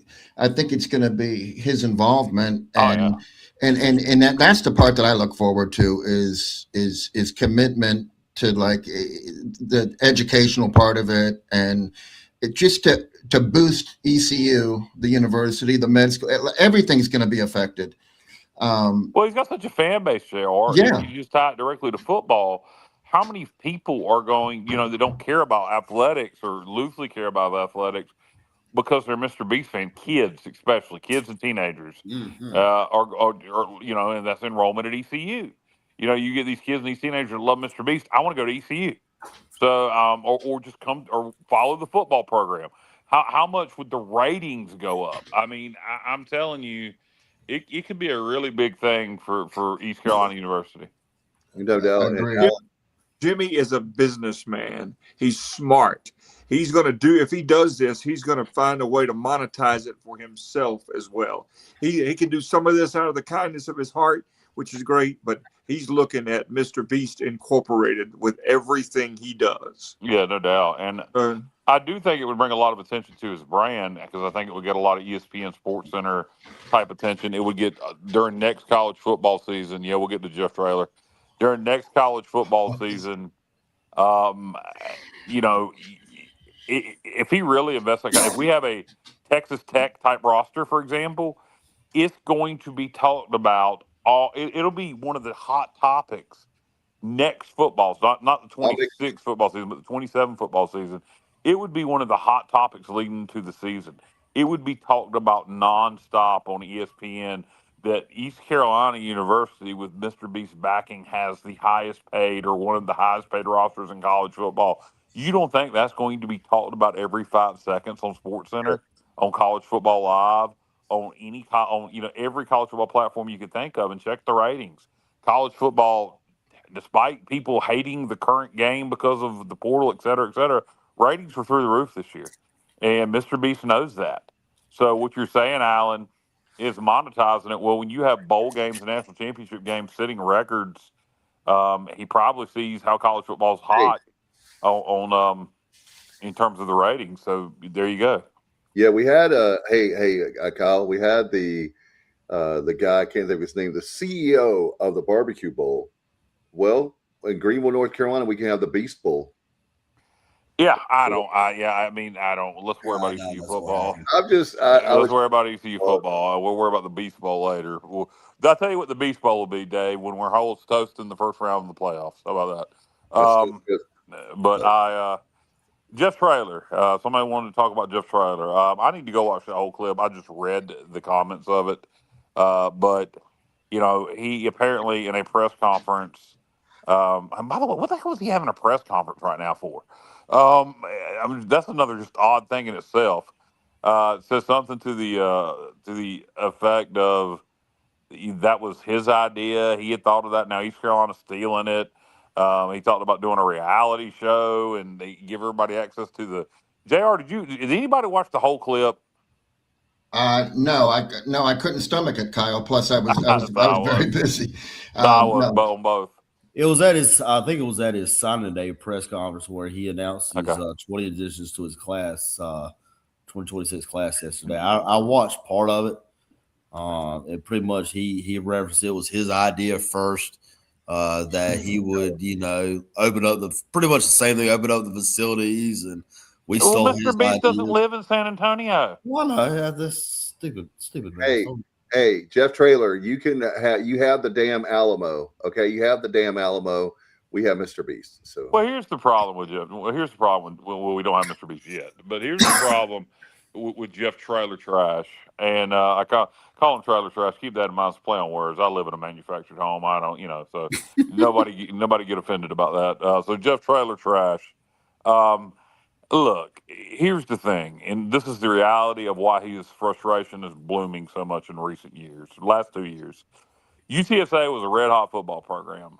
It was basically an expansion team. The folks in San Antonio were behind it. And when they were winning Conference USA, well, it hasn't translated to the American. They're not winning the American. And they don't have a rabid, diehard fan base. They draw okay for the Superdome, but they don't have the administration. Yeah, the Alamo Dome. The administration is committed to football, but they don't. He's talking about fundraising. They got to fundraise. They don't have the donor base because they don't have the history in football. And rev share and NIL is killing them right now, and they're falling behind North Texas, who they were ahead. Because North Texas football's been around for forever. Stone Cold Steve Austin played college football at North Texas. They've got rich alums. Right? Huh? Wasn't it North Texas State back? It was, yes. So you got Stone. In fact, this is a wrestling rich. Kerry Von Erich and Kevin Von Erich also both played there. So there's a lot of they've got money going back. They've been playing football for forever. UTSA doesn't, and I think it's really starting to frustrate Jeff Traylor, and he sees his program falling behind because of that. I thought that Wildfire Justin Butts played there, but he did not. He played at Georgia Southern, but Stevie would have really liked that. You know who else played at West Texas State? Tully Blanchard. West Texas State's a different school. That's right. I'm sorry. You're right, but that is you said a bunch of football players played at West Texas State. Yeah, a bunch of football players played at West Texas. Yep. A bunch of wrestlers played at West Texas State. Yep. I believe Dusty played at West Texas. He did. Virgil did. He did. Yep. Yeah. Virgil Reynolds. But I think anyway. I think that's UTSA's biggest problem is Jeff Traylor sees his program financially falling behind North Texas, etc. And I think he's panicking. And he's a jerk. I'll tell you what Jeff Traylor is. He's a Texas high school football coach. He's a redneck. And he's I didn't have a problem with him until this year, and not because they blew us out, but because his fake motivation for blowing us out of we were roughed up their quarterback, which is bullshit. And now he's taking shot. I mean, why even bring that up? And Jeff Traylor again, it was my idea. I had this idea 3 years ago, so you just stole it from me, Jeff Traylor. There you go. Well, Alex, he's making enemies with all kinds of coaches around the American. Alex Golish is gone now, but they got into it after USF beat them. Yeah, and the Army head coach got into it. Exactly. I was going there next, Kyle. And also the John Summerall didn't care for called him a cheater. Yeah. Well, by the way, guys, there is my understanding, I don't know if you guys heard, there is an investigation going on, and you guys were talking about Spygate earlier. Well, we have the NCAA Spygate investigation going on because there's no way, and I've said this, there's no way in the world that you can know every single play. And is it really? Is UTSA actually being investigated? Or are you just saying that? I've heard that. Yes, I've heard that rumor too. I've heard that rumor too. Well, I haven't heard the rumor, but if it's something about the FBI was involved with the communication because they use, from what I've been told, they use a different communication yes, system. I've heard that. Yes, they do. Yeah. They do. They use a different than everybody else in the American. But well, you would think Jeff Traylor should be nervous about that.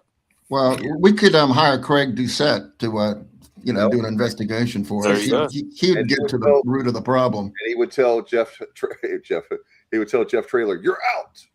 Well, Traylor needs to be nervous because his record has been 7-6 the last 3 years or something like that. So you're right.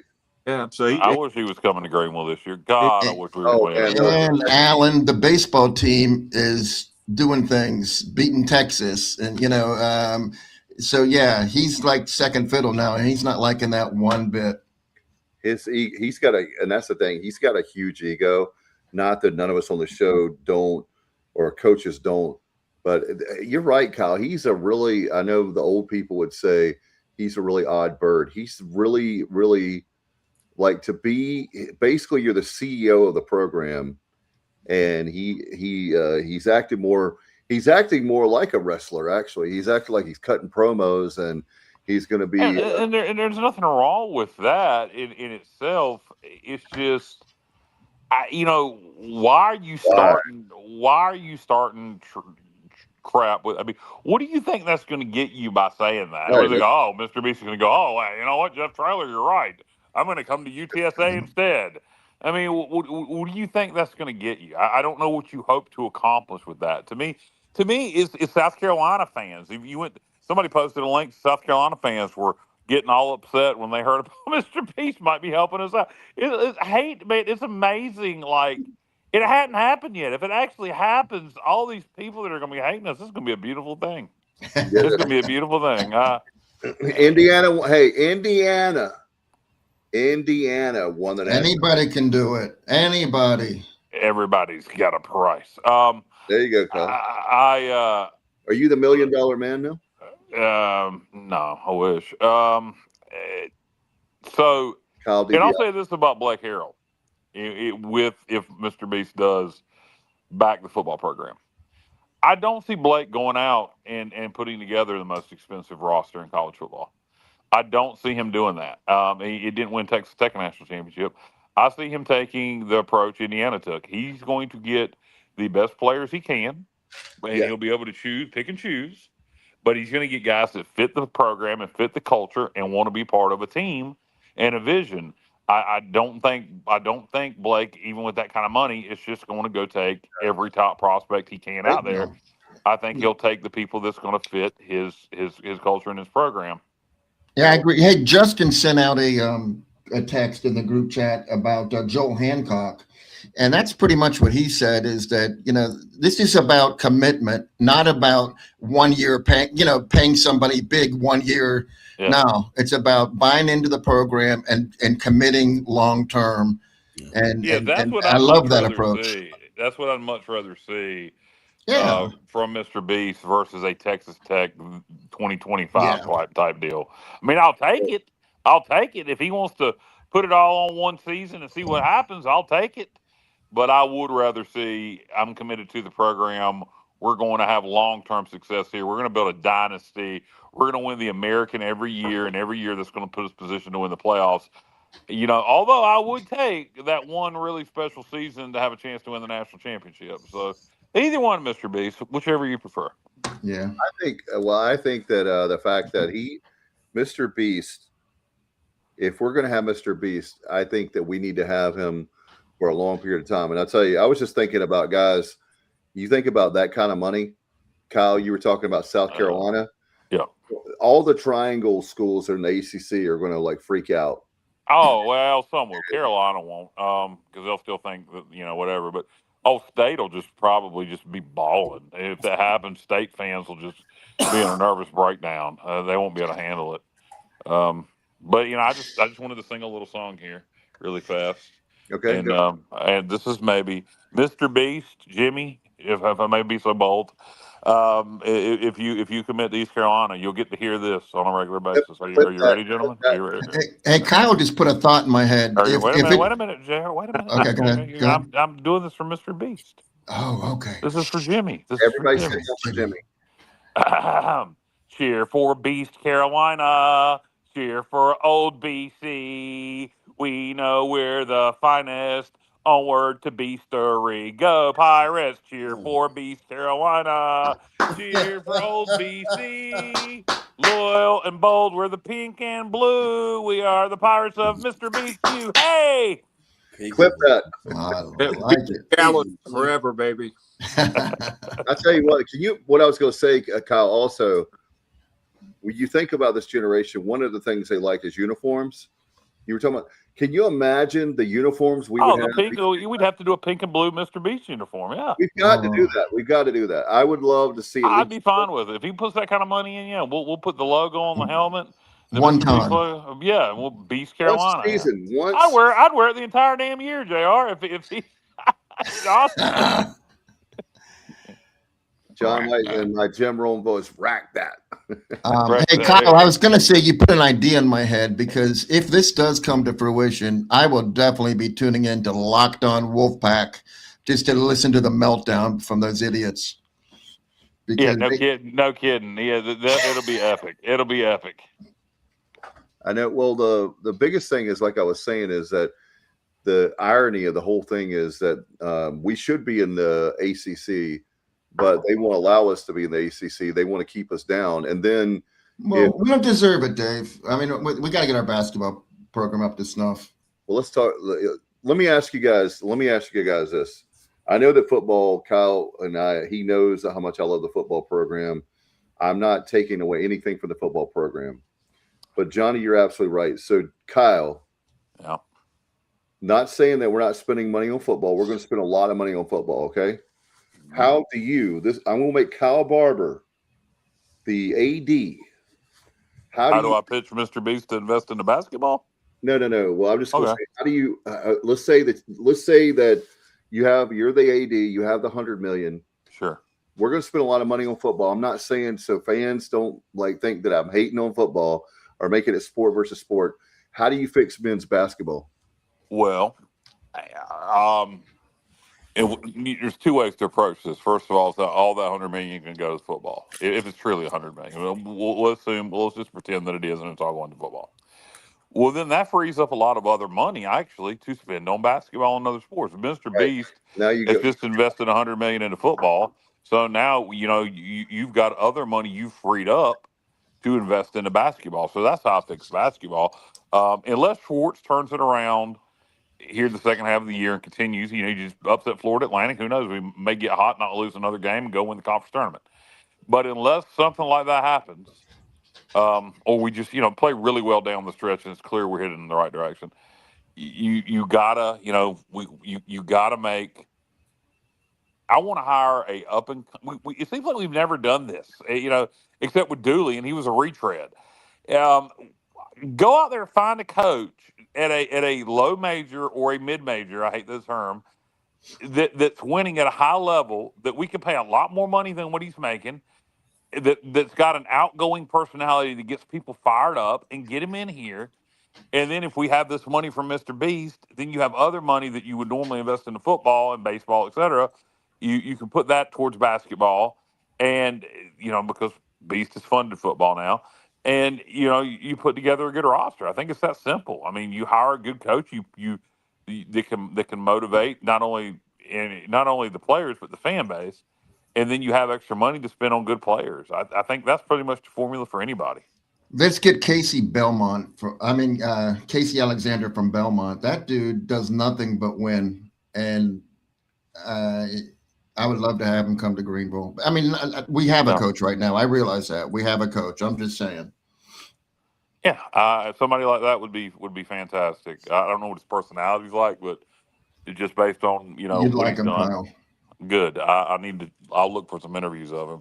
The problem is, at the end of the year, there's 100 other programs that are in the same boat that we are.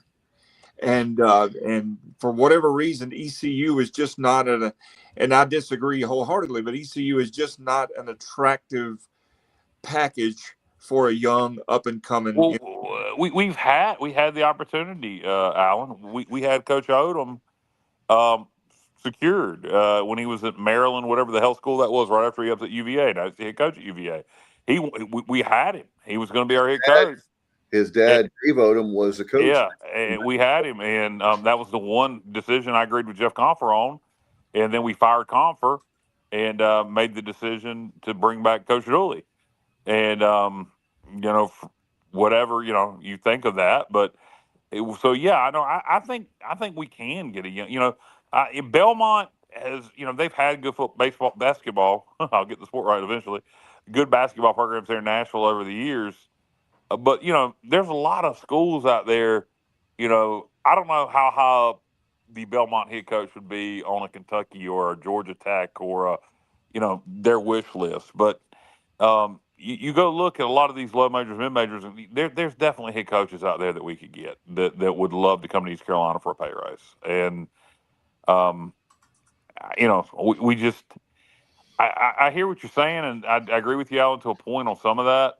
But I do definitely think, particularly in this fictitious scenario where Mr. Beast has committed this money and we know that money's going to football. So now we can tell our new basketball coach, hey, we're going to have some money freed up that we can invest in basketball. Yeah, that's what you're reading my mind on that. And what do you guys think about Johnny's right though? If let's say hypothetically speaking that we were to get in a bigger conference, we've got to have men's basketball at a much higher level. And again, I've said this all along. I'm not being delusional to say that we're going to be competing for national championships. So don't get me wrong. But I do think that we should be competitive. I do think we should be the upper echelon of the American every single year. I do think I agree. We should be in the top half of the American, and I know I want a coach to scream at the top of his lungs and make me want to go to the games. Now you're gonna have to win because I'm just not that big of a basketball guy to make me want to go. Yeah. But who is the guy out there just going, hey, mother truckers, that show up for all these football games and are so passionate about basketball? Get your asses in here for basketball. You show up for football. You show up for baseball. Take your Duke and your Carolina pair off there. Call fans out. I want to hear a basketball coach just be livid that, I'm putting a product out here on the court, and it's going to have to be a good product to be able to say this. And we got 40,000, 50,000 fans showing up for football, and I can't get 7,000 people to fill up Minji's Coliseum. I want a coach that has the guts to say that has the passion to say that, but most of all is putting the product on the court that he can say that. You also need someone in the administration to say that. Yes. Oh, God almighty, Alan, you're preaching to the choir there. No.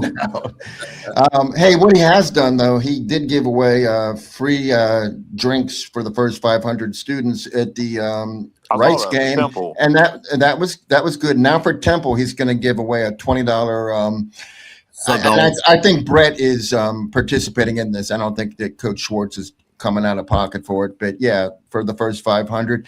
And if you've ever, people that have never been to a game at Minji's, even when they're not good, when they win, it's a fun event. Like it really is. We got to win more. When the place is packed and we're rocking and rolling, it's probably the loudest environment I've ever been in. Yeah, well, especially when you have courtside seats, Justin. You go back and look at the Houston when we were playing Houston, Memphis, and those games are out there on national. When Houston came in, they were ranked top 3 or 4. That place was rock and rolling. Minji's is a fun place to watch. I agree. I went to one game last year. It was a close loss to Florida Atlantic in Greenville with Dave, and I had a good time. Also, I'm in a unique situation, honestly, because when I watch games, I want to be able to see the scoreboard to watch it with my binoculars so I can see it as clear as possible. And Dave's seats were allowed that. I don't know, honestly, why I don't go to more basketball games because I do enjoy it when I do go. Part of it's because I'm not a big basketball guy in general, and we suck. Yeah. Now, when we the had best CIT run, time I've ever had basketball wise was that CIT tournament. I was there for every game. That I did go to every single game. I'm gonna tell you, that was fun. It was a blast. Yep. When you get my ass there for every game, I had Carolina Hurricanes tickets the night of the semifinals in at Minji's, and I sold them because I weren't gonna miss the game. I had so much fun at the other ones I had went to, and that was a blast. That CIT run was I can remember I was staying in Greenville at the time, and Sub Dawes was packed, all the bars were packed that night. And when Keem Richmond hit Weber that three, State. you would have thought we would have won the national championship that night. Exactly. Cars were going on, people were running in the streets going crazy. It was a freaking blast, and that just was a small glimpse of what East Carolina basketball can be. Yeah, remember what was on during the Harrion years? You beat Marquette. Yeah. Beat Louisville. You beat. There you go. Now with Dwayne Wade was with Marquette, all them guys coming in there. Oh yeah. I don't. You felt like you were back then. It felt like the basketball program was building. It was trending up, and then it never did. And I think that's what's happened. I don't even know if complacency is the right word, but nobody really believes this basketball apathy. I don't even know if apathy's right, Dave. Nobody believes this basketball program can do anything. And that's what I said. We got to get somebody in here. And that's what I'm saying. I don't think Coach, and I hope Coach Schwartz wins out and we make the NCAA tournament. But we need somebody in here that can fire the fan base up, that can make this fan base believe. Well, who's on your short list, Kyle? Who I don't know. Honestly, I don't know. I really don't know. I mean, I've seen Kevin Keats. They'd be thrown out there. I mean, JR would be the person to ask for that for a short list for basketball. He mentioned the Belmont head coach. Yeah. There's one at UT Rio Grande Valley. I saw Matt B. Starts with a B before. He's actually but that UTRGV though is I mean they're not up. I just can't trust that level of competition. Not yet, me either. I just happened to see that name because I got a friend that's on Facebook from. He's actually in the Pirate Club. He's actually really good friends with that coach down there. That just happens to be. I saw that name thrown out there early on Hoist of Colors, so that's why I mentioned that name. But well, have they done non-conference though? You mentioned their level of competition in conference, JR, but did they do anything nice out of conference? UTRGV? Yeah. I mean, I can find out for you, but I don't follow them because I mean it's 360 something teams, so I don't know exactly what they're doing. So right now, we got a football player from them. Yeah, we did a tight end that I'm looking forward to watching. Right, they're only 12-11. No, I don't know. Yeah. Oh wow. Okay. Thank you, Alan.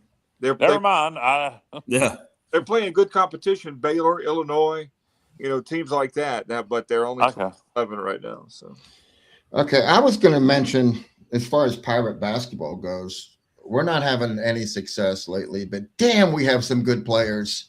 I mean, Jaden Gardner, Tristan Newton, Brandon Johnson, R.J. Felton.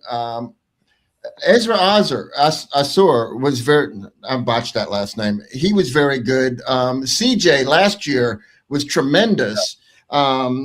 This year, I mean, Riley Jordan the last 2 years has scored, 1,000 points. We've had some really, really talented basketball players, but the problem is we've only had 2 or 3 talented basketball players, and the rest of the roster is it's not garbage, but it's not like it's on American Conference level. Yeah, thank you, Kyle. Here's the problem. Here's the problem with the portal situation, and you want to microwave things, right? When Kyle was talking about football, it's the same way with basketball or baseball. Like with Cliff, Justin and guys, is you can't go out there and just microwave a team. And when Kyle was talking about Texas Tech, the same thing with basketball. I mean, you can now. Yeah, basketball, you can. Yeah, you really can. Well, Texas Tech did it in football this year. They made the playoffs. Yeah, but my problem though, what I was saying is, individually, these guys have talent. The problem is they're not meshing. They individually, if you say we need this, well, that's great. It's a team sport. You got to have those guys be able to have chemistry and guys to really come together. You're not wrong, Dave. No, you made a point. You made a good point, and you can indeed microwave a team in this day and age, but they've got to be able to come together and be a team. Yeah, not just a collection of correct. Yeah. Yeah. Yep. Hey, I'll say this: you can name any person on the roster this season, and I could tell you some good things about them. I mean, we have everybody on our roster can do some things well. It's just we're not at the level that other teams are in our conference with like just overall talent beyond the 1 and 2. Well, it's unfortunate injuries, early on hurt the chemistry, but you're talking about Riley and Emajuru. You got 2 NBA players on this team. They're going to play pro balls probably in the NBA, if not somewhere else. The problem is when you go 3, 4, and 5, we just haven't gotten when we get the production from the other guys, the team is successful. We have to have it's been consistent all year long. We go through these 4 and 5 minute scoring droughts. Oh my goodness! Is this year 3 or 4 for Schwartz? 4. Yeah, you either get it done or you get the hell out of here. Yeah, we do have a number 3 scorer now, though, in Dimitri Gardner. I mean, it took him a little while, and we only have him. He's a rental.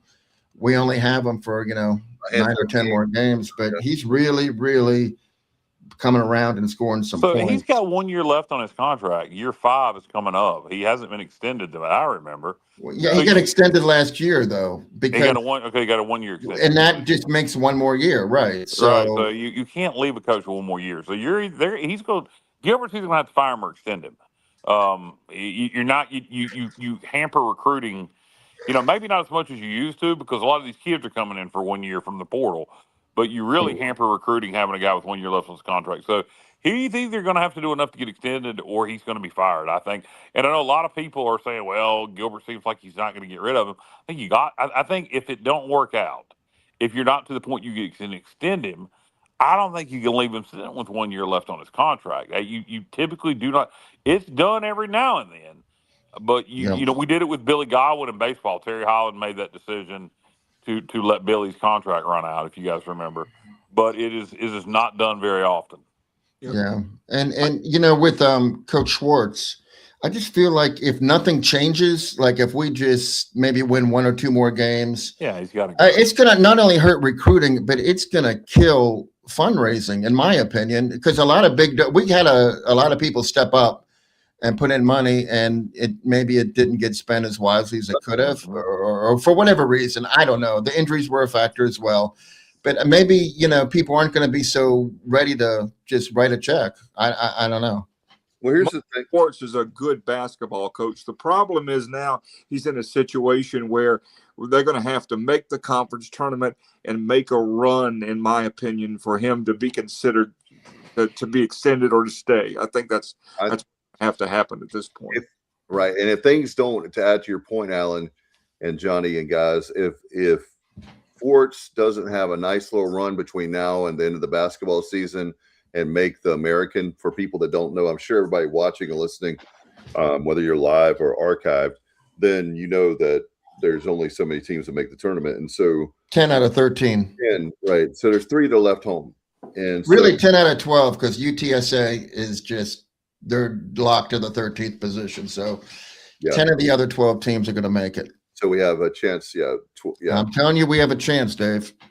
No, I'm not anti Schwartz. I like him personally, professionally. He knows what he's doing. So it's not like there's no hope for me. I think what it comes down to, if things continue to stay the same, I'll just say that, and it's not much better than what I foresee happening, and I could be dead wrong.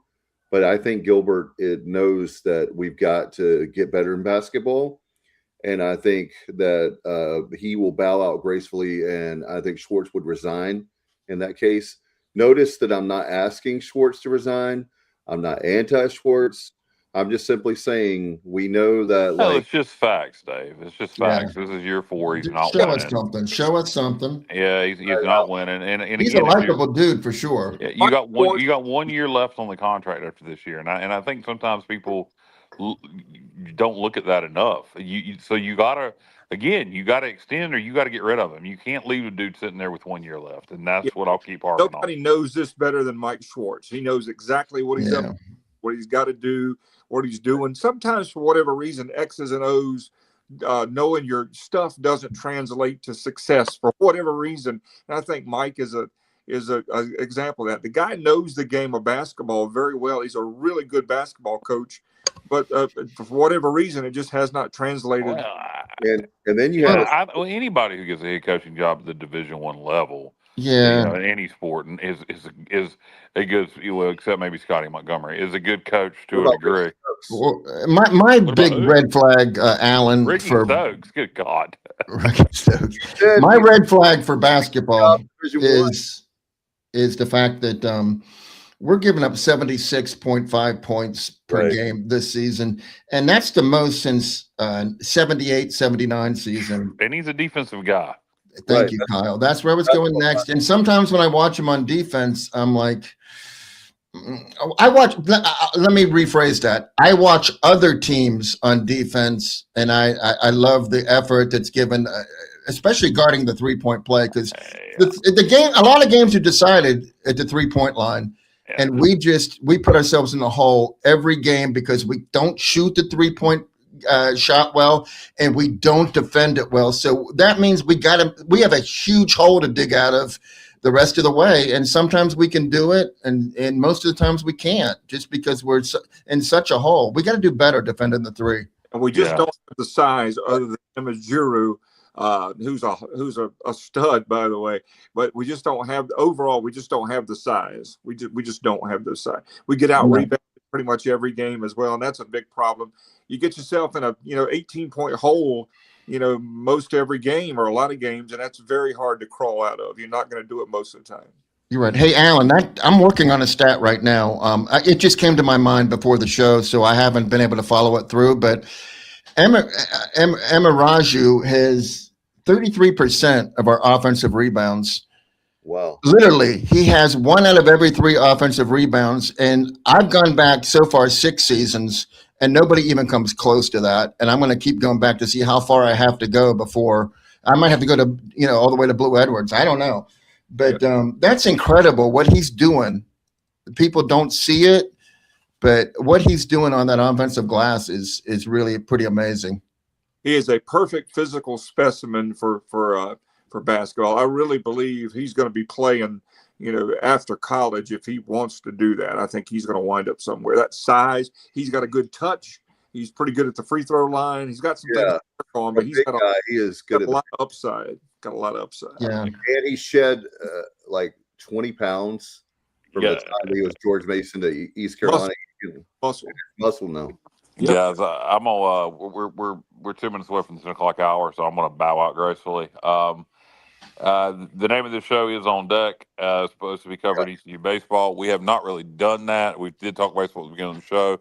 Just want to say quickly, next week we will be previewing the Xavier series. Baseball starts next Friday, and you got the Xavier Musketeers coming to town. Good team out of the Big East, and so next Thursday, for our listeners that tune in, it'll be the show will be what the format of the show is supposed to be. Start next Thursday, and that is previewing Pirate baseball, and hopefully Dave will have somebody on from Xavier or either a beat writer, more than likely, from the Cincinnati area. 2 weeks ago, and JR, my idea I told you about. David already reached out. Genius. Okay. Well, David already reached out, so it's not going to work. Okay. At least you had the right idea, and that was smart to do it ahead of time. I was doing it way ahead of time. So. Yeah, I was going to just finding out that they didn't reply to other East Carolina podcasts. We were just going to be a national sports objective. We weren't even going to be affiliated with East Carolina. But anyway, we'll have somebody on from Xavier. But I'm going to get out here, guys. Y'all, we won't be in here tonight because everybody's going to be enjoying the Super Bowl. Later. Y'all be good. Later. See you, man. He's got a meeting with Mr. Beast, so yeah. Good luck, Kyle. Get that $100 million for us, bro. And that, Alan, do you think he should get all quarters, nickels, dimes for that $100 million, or what denomination would you like? As long as the money does not have Parker Brothers written on it, I don't care. Okay, all right, there you go. Where are we going next, Dave? let's do some baseball. I know Justin's been chomping at the bit, and he is the NWA world champion right now. Wildfire Justin Butts. We wanted to talk, guys. For those of you that Stevie had to get up way early, or we were going to talk baseball, so that got us on we were doing everything in reverse, and we were going to talk about this, which we were going to talk about this right after Craig. Let's talk about the pitchers. Okay. We need to talk about.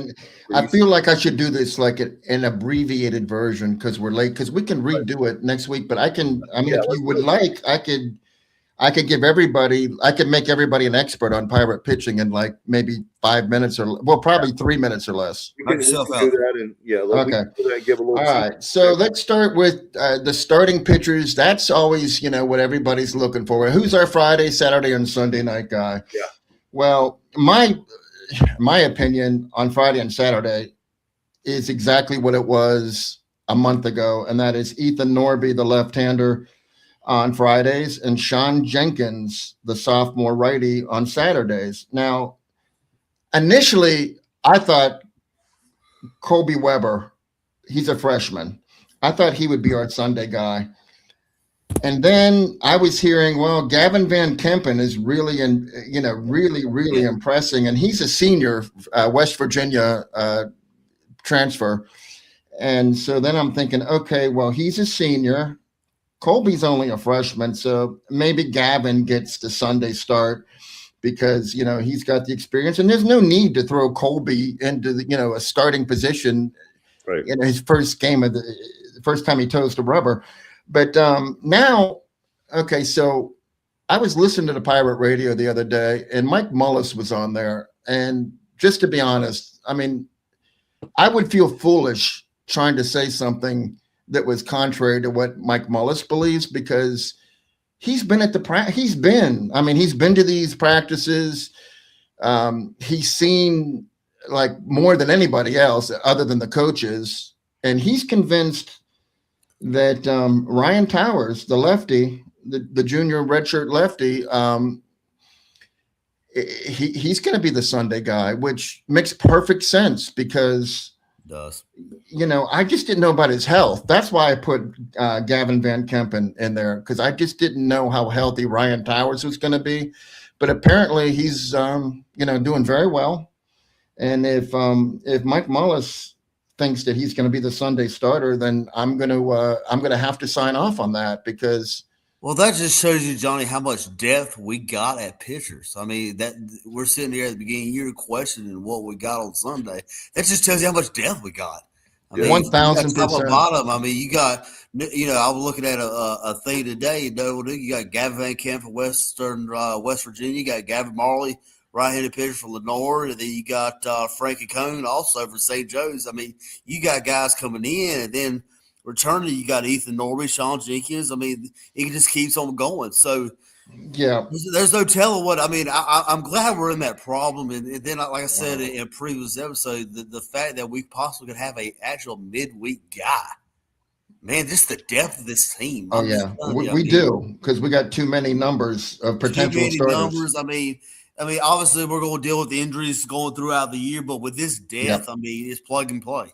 I'm really looking forward to see how Austin Knight and them guys come in there, and Cliff, how they set up this rotation. It's gonna be a joy to see. I'm just telling you. I agree, Justin. Great point. That's a great observation, because that's going to be a treat just to watch it unfold. Mm-hmm. But I want to say, other than the I just mentioned 5 guys that I thought might be starters.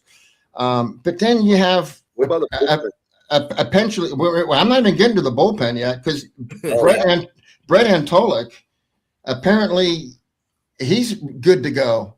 He could be a starter at any point. He's certainly a candidate for a midweek starter, if not first out of the bullpen. And he could be one of the guys that come in the regionals. If we get behind in a regional somewhere, right, he could be that guy that comes in there, gives us 4 or 5 innings. It gets us through an elimination game. It gets us to, that next game. So, I mean, like I said, the depth, man, I'm just telling you guys. And here's, not only do we have pitching depth, but we have, I think, probably the greatest collection of left-handed pitchers that we've had in quite a while.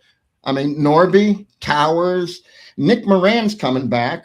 Yeah, he's just, he's coming back as a senior, and he could be a midweek starter. If not, he'll be probably one of the first ones out of the bullpen. We got a junior lefty, Luke Payne from Tennessee, who I feel like he could be a starter or the first out of the bullpen. And like you mentioned, Frank Saccone, the righty from St. Joe's, and I mentioned Brett Antolik. All these guys can be starters or first out of the bullpen.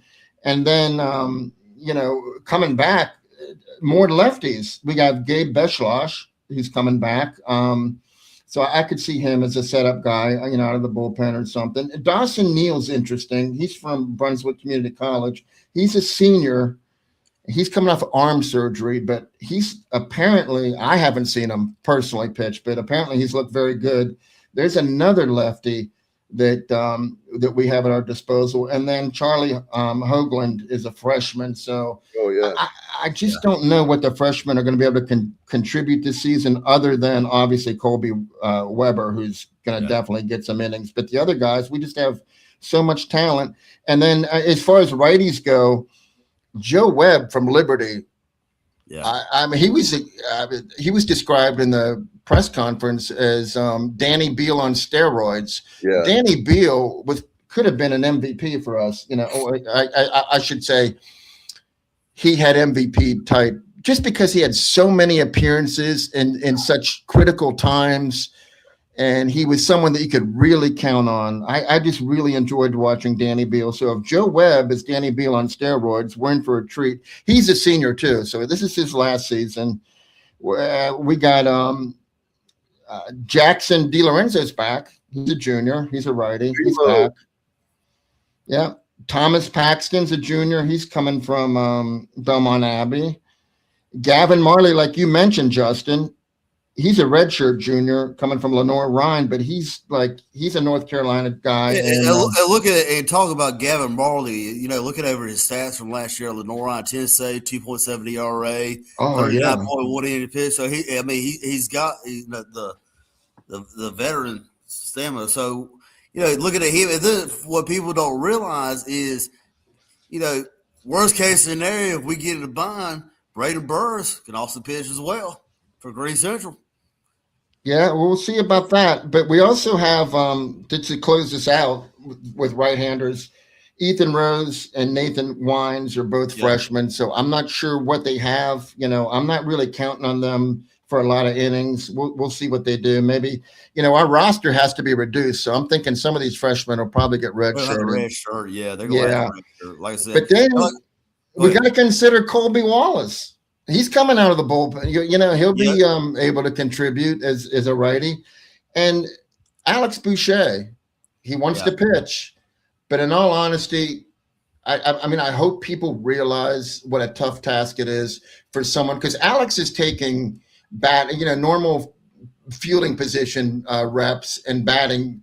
He's not really getting the pitching reps that all the other pitchers are getting. So that's the same thing I said about Braden Burris. I mean, both of those guys, I feel like have the talent to contribute, but people just need to realize if and when they do it, really, you should really appreciate what they're doing, because it's just so hard. It is. It really is.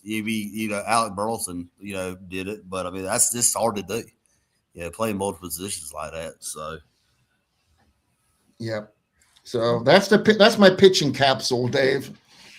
Okay. Very good. We're gonna have the bottom line is, Alan Vick, that we've talked a lot preseason here, but and I know that the depth of this team is, I've heard numerous people say close to the program, including at the press conference, you and I were at Media Day, that this is the best depth in a long time that Cliff Godwin may have ever had.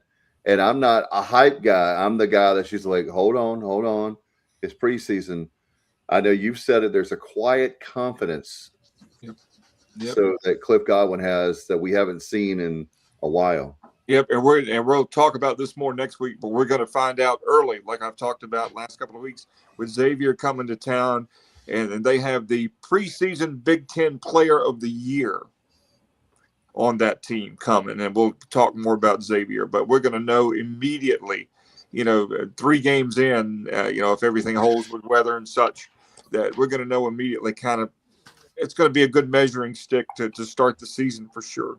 Well, you open up, like I say, you open up against Xavier, then you turn right around and you play Carolina, a 3-game series, one in Greenville, one in Chapel. Don't sleep on the Camels, though. They got our number. Right. They got our number. Campbell is one of them schools, we're going down to Campbell, and look, something about Campbell and that AstroTurf down there worries me a little bit. But like I said, I mean, if we can get through these first couple of games and we're sitting pretty, I think we feel confident. Like I said, we talk about pitching as one of our depth. I mean, I've also heard our outfield is really going to be really special this year as well. So then I saw another Twitter post a while ago.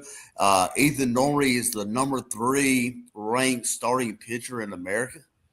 I don't know if you guys saw that or not, but he was ranked number 3. Well, I wouldn't argue. So there's a lot of good ones out there, though. But yeah, exactly. Guys, hey, Justin just mentioned the outfield, and I mean, I'm kind of heartbroken, if you want to know the truth. Yeah, because I was so feeling I felt terrible for Braxton Trammell last year when he got hurt. And he's the guy that I've been really, really rooting for to have a great season, and he's like one of my favorite players. And apparently he's been injured, and he will not be in the opening weekend series, and it's looking like he could miss significant time. So that's just I'm heartbroken for him. I really am. Really close to the vest as far as guys giving us information about exactly. Oh yeah. So I'm not going to try to say anything. You're right, Alan. I told Dave I don't want to say anything, like I don't want to try to diagnose his situation or anything like that, but just the fact that he's injured at all and is going to be missing some time, it just I hate it. I really, really hate it for him.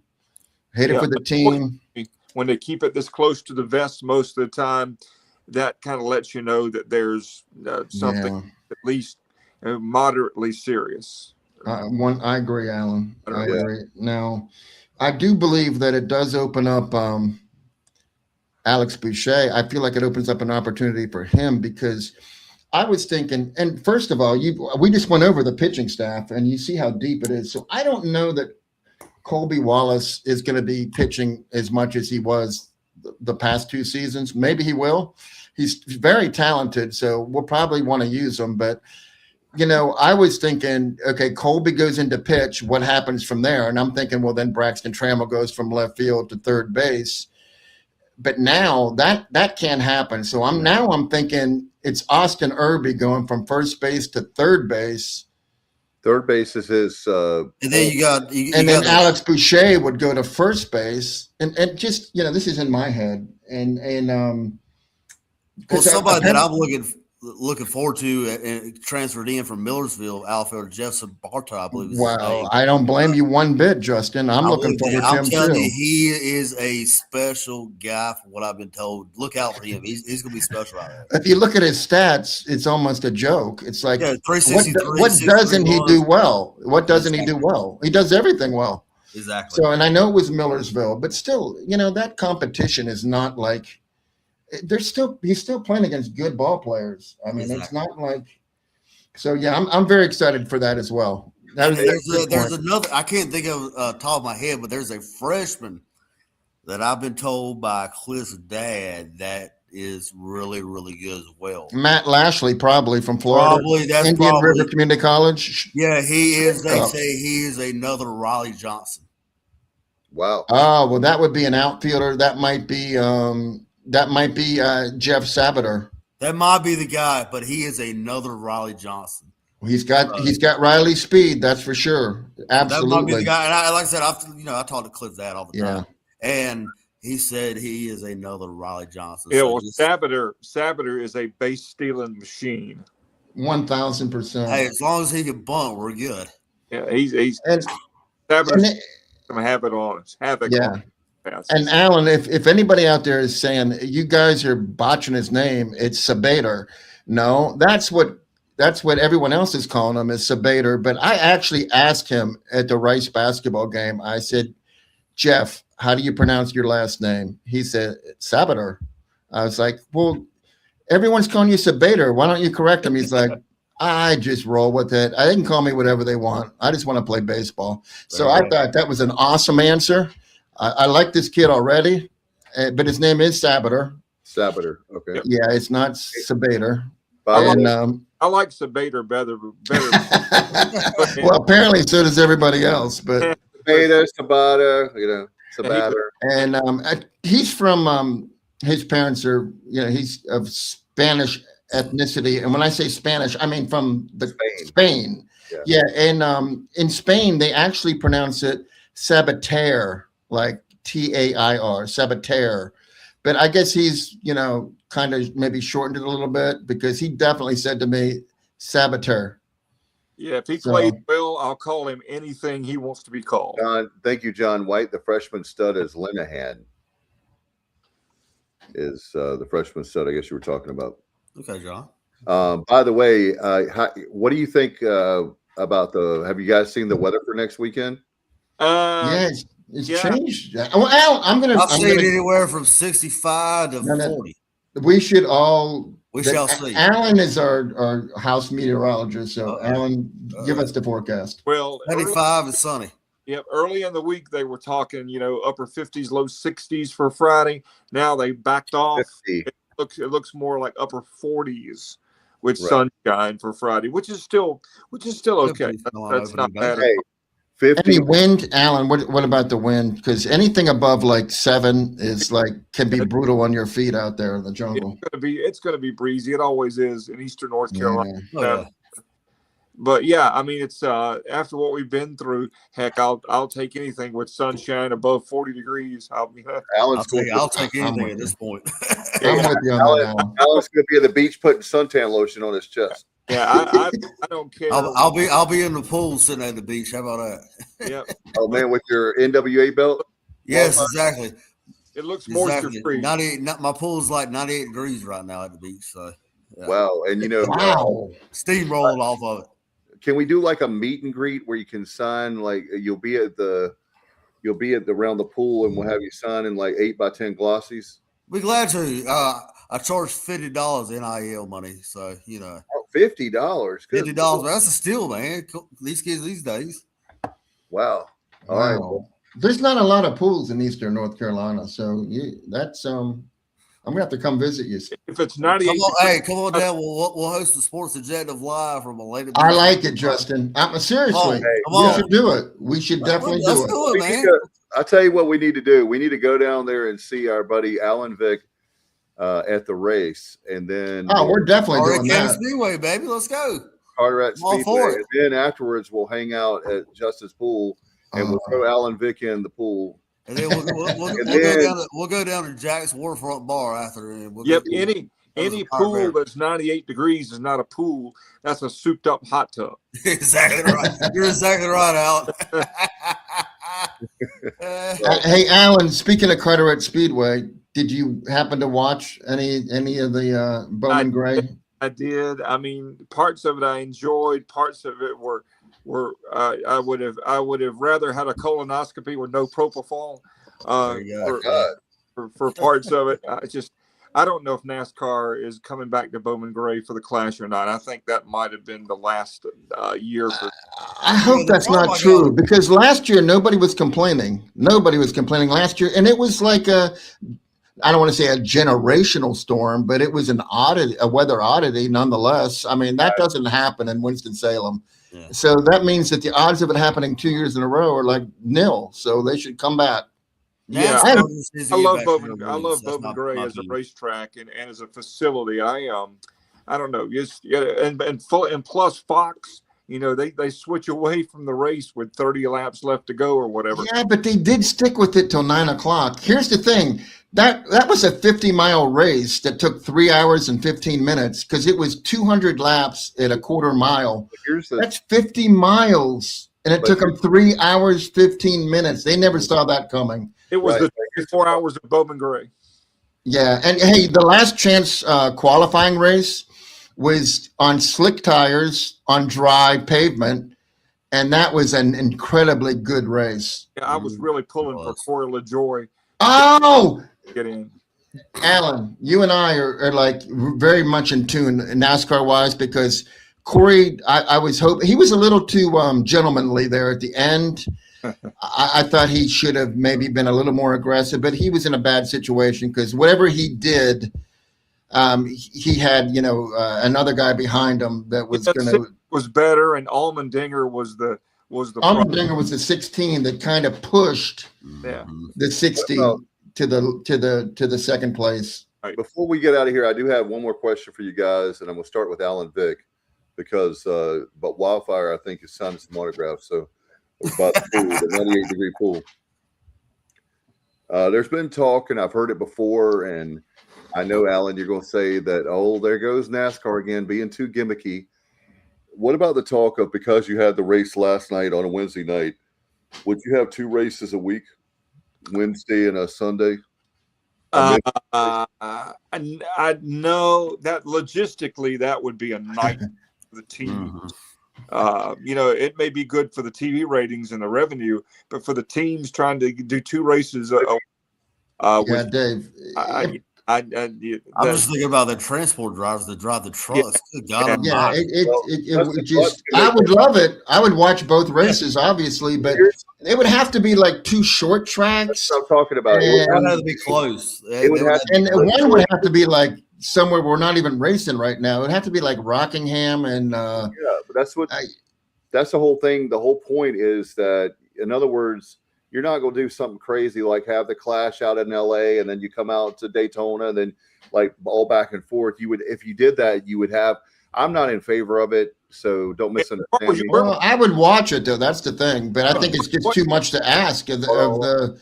It's just too quick of a turnaround. I mean, you got cars that are rebuilt. You have, if the tracks are different sizes, you have a completely different vehicle you got to worry about. Mention what network would you put it on, because they're not going to interrupt the Voice or their regular programming on a Wednesday night.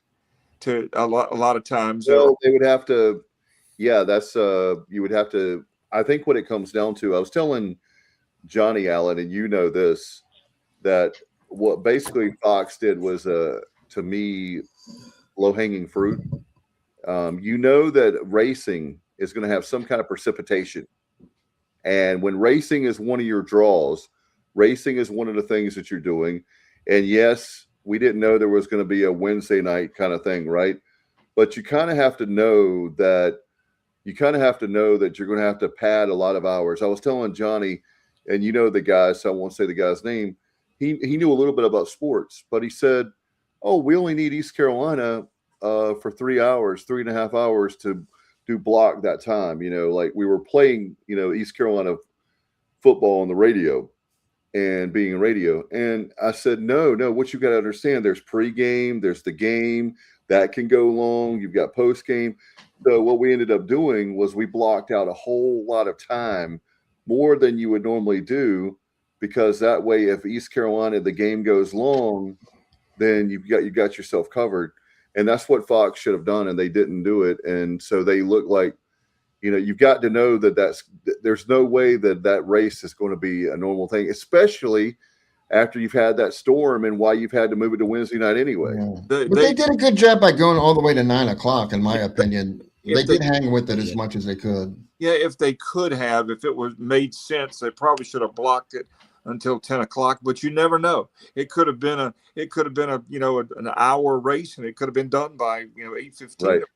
Yeah, the last chance qualifying race had 1 yellow flag. It was a quick race. It was an anomaly. It really was. I'll be interested when the ratings come out to see what kind of ratings that it got before they switched. They switched to Fox. How many people have Fox Sports 2? Not many. I do, but I luckily did myself. Yeah, it's hard to find. I mean, there's one channel. Normally you have a channel and then an HD channel on a cable TV. This is just was 556 on Optimum. That's it. There's no board, no nothing. That's it. Hey, I assume anybody still watching is interested in NASCAR, so I just wanted to throw this out there.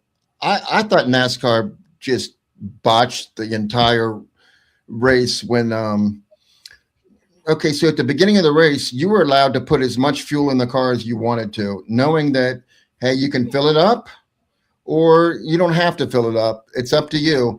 And Chase Briscoe filled his car up. One of the only guys that did that. And then we had 149 laps of yellow flag. People are starting to run out of fuel.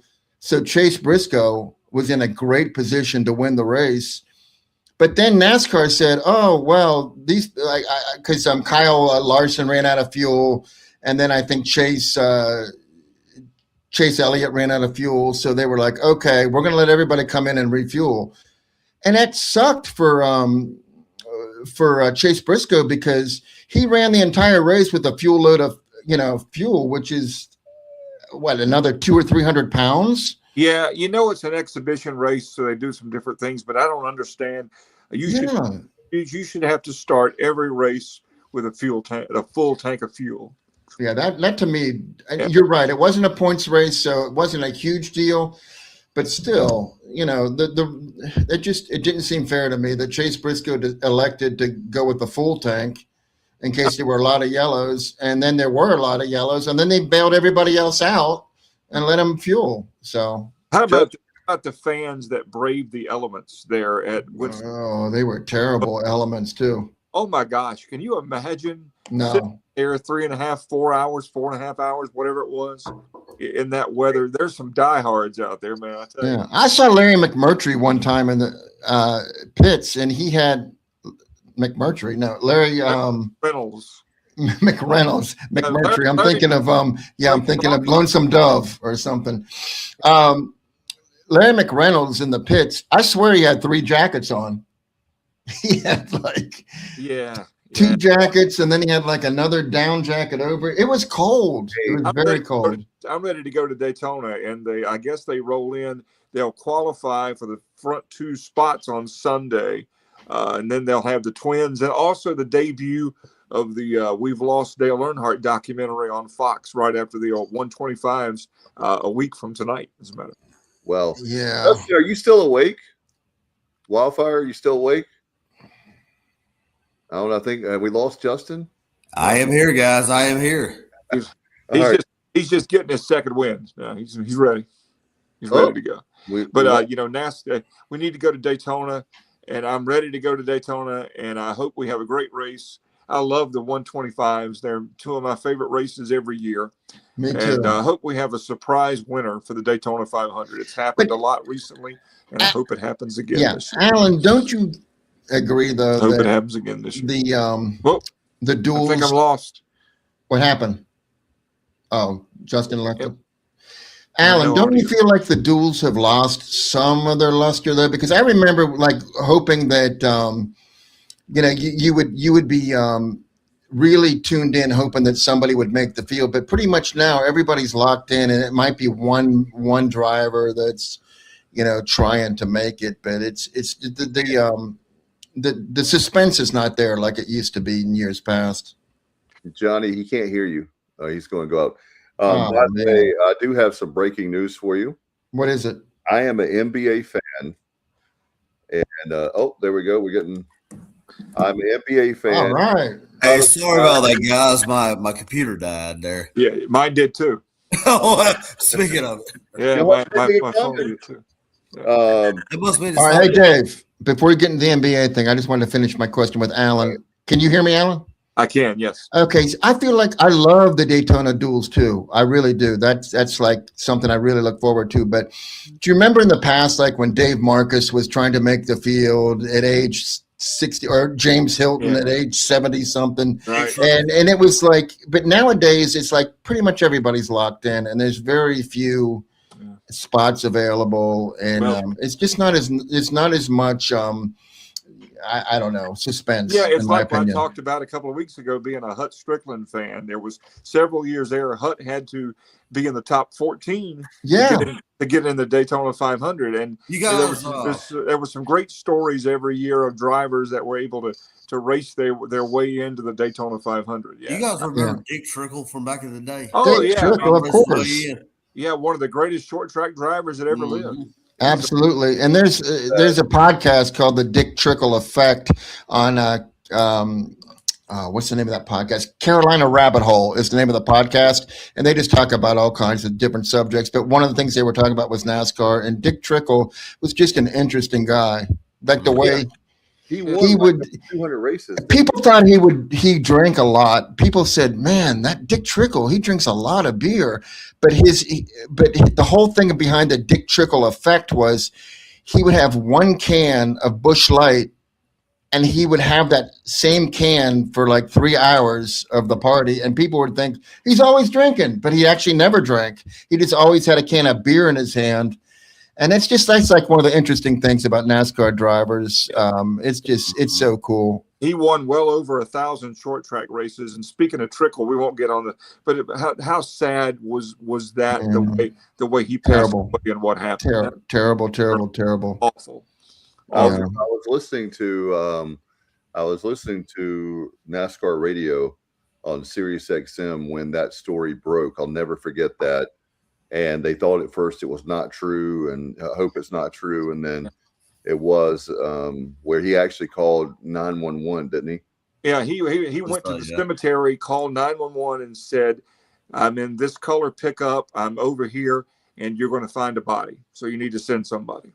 He had a big pain in his chest, and he went to all kinds of specialists, and they never could figure out what it was. But he had under his left breast. He had debilitating pain for like a year and a half, and he went to every specialist in the country, but they never could figure out exactly what was wrong and what caused that. Well, guys, before we get out of here, I've been promising the Hornets. I'm going to delay you again with the Hornets chat, Dave, because I got to say one more thing to Alan. I got something there too. Okay, Alan. So I need to hook up with you next week. I'm going to the Xavier game, obviously, the Xavier series. But okay, so I've discovered that not only do I have a 124th Circuit City Hut Strickland car, but I also have a 164th Hut Strickland Circuit City's car. So I would love to transfer them to you so that they can enjoy a new life. Thank you. Yeah, we'll get together, and I really appreciate that, Johnny. That's very nice. Oh no, it makes me happy to do it. To be honest with you, really appreciate that. We'll text a picture of me and you and your cars to Hut. How about that? Oh, that'd be awesome. Yeah. So my story with the Hornets just picked up a guy by the name of Kobe White. Yeah. Tar Heel, former Tar Heel. Kobe White actually went to my middle school at Eastern Wayne. I actually played football with his brother in high school. There you go. So I grew up knowing Kobe White. Great kid, great family. Really good fit for Hornets, and glad he's playing back home. Oh, shit. They won again. Thank you, John. They won again. 8 in a row. That's good deal. This is the longest win streak. Yeah, but they've been underdogs in at least half of those 90s. games. You got to go all the way back to the 90s. I read just now, and I'm a big Hornets fan. The problem is I have nothing to talk about. But man, that lineup, and they're calling themselves the Killer Bees, guys. Yeah, like the Redskins used to do back in the day. Hey, John, if John White's still listening, I'd be interested in knowing how many minutes Colby White got, because I assume that Ball was the starter. I'm just curious. He's a great insurance policy because Ball is a great player, but he's injury prone, as you guys know. So anyway, do you guys have anything before we get out of here? Because I just want to say thank you. We have a huge crowd again tonight, and they've stayed with us. Another big crowd, and we've talked about a lot of different topics. But this is 2 shows in one. So if you're wondering why we've gone so long, there will not be a Sunday night show. And, Johnny, I told you earlier, I know our ratings are good, but I'm man enough to say I don't think we can match the Super Bowl ratings. No, we definitely can't go up against them. But I'll have some baseball stats for the opener against Xavier. I was going to give them tonight, but there's just no need to because, we're still a week out. So I'll hold them. Colby and on Thursday, I'll be in Greenville. I won't be in Virginia. I'll be in Greenville. And I got some good stuff for the opening matchup. Let you know, Kobe White did not play. It was a coach's decision. Okay. That meant, okay. So he's not. Okay. Thank you, John. Yeah. Looking forward to next week's show, guys. I mean, Thursday, that's going to be fun. Baseball Eve, my favorite time of the year. So looking forward to getting to Greenville next Friday. I'm the plan is if the weather holds, I'm gonna check my kids out of school early, and we're going to the ball game next Friday. So looking forward to it. I will probably not make the Saturday game. It is my daughter's birthday weekend, so I've got the kids next weekend. So we're going to go to the rodeo in Kenansville. But as long as the weather holds out, I'll be there Friday and maybe Sunday. So looking forward to a great weekend of Pirate baseball, getting the season kicked off. My favorite time of year is like Christmas Day to me. It's a really good time. So looking forward to it, guys. I'll get to see Alan. I believe actually on Valentine's, I will be with you, Alan. Yeah, I will definitely be there on Saturday and probably and Sunday. I don't know about Friday yet because I'm on the air. The game starts at 4, and I've got the air shift. So, but I may try to roll out there, right as soon as I get done. But I'll definitely see you this weekend, Johnny, and see everybody at least for a couple of games. Yeah, hopefully I get to see you guys too next weekend as well. Absolutely, Justin. All right, and we appreciate everybody. Again, we will not have a Sunday night show because of the Super Bowl. We'll be back next Thursday night on deck. And again, that's why we went so long. So you have a whole week to digest the show for those of you that are picking up bits. It's a lot to digest this week. Yeah, this is like Jim Cornette Drive Through or one of his shows. So the experience. It's an odyssey, a Jim Cornette odyssey. There you go. Right. All right, we'll get out of here. Thank you so much to Craig Doucette. We want to thank Stevie, who had to get up early, and Kyle left us about 10 o'clock, so Eastern, about 37 minutes ago. We'll get out of here. We've had a great time. Thank you, Alan. Thank you, Wildfire Justin Butts, Johnny Seth Robertson. Yes. We got to come up with a nickname for Alan Vick, so we'll do that. We have a week to come up with it. We'll do that next week. Yeah. If it's Thursday night, it's on deck right here on the Sports Objective. Good night, everybody. And go Pirates. Go Pirates.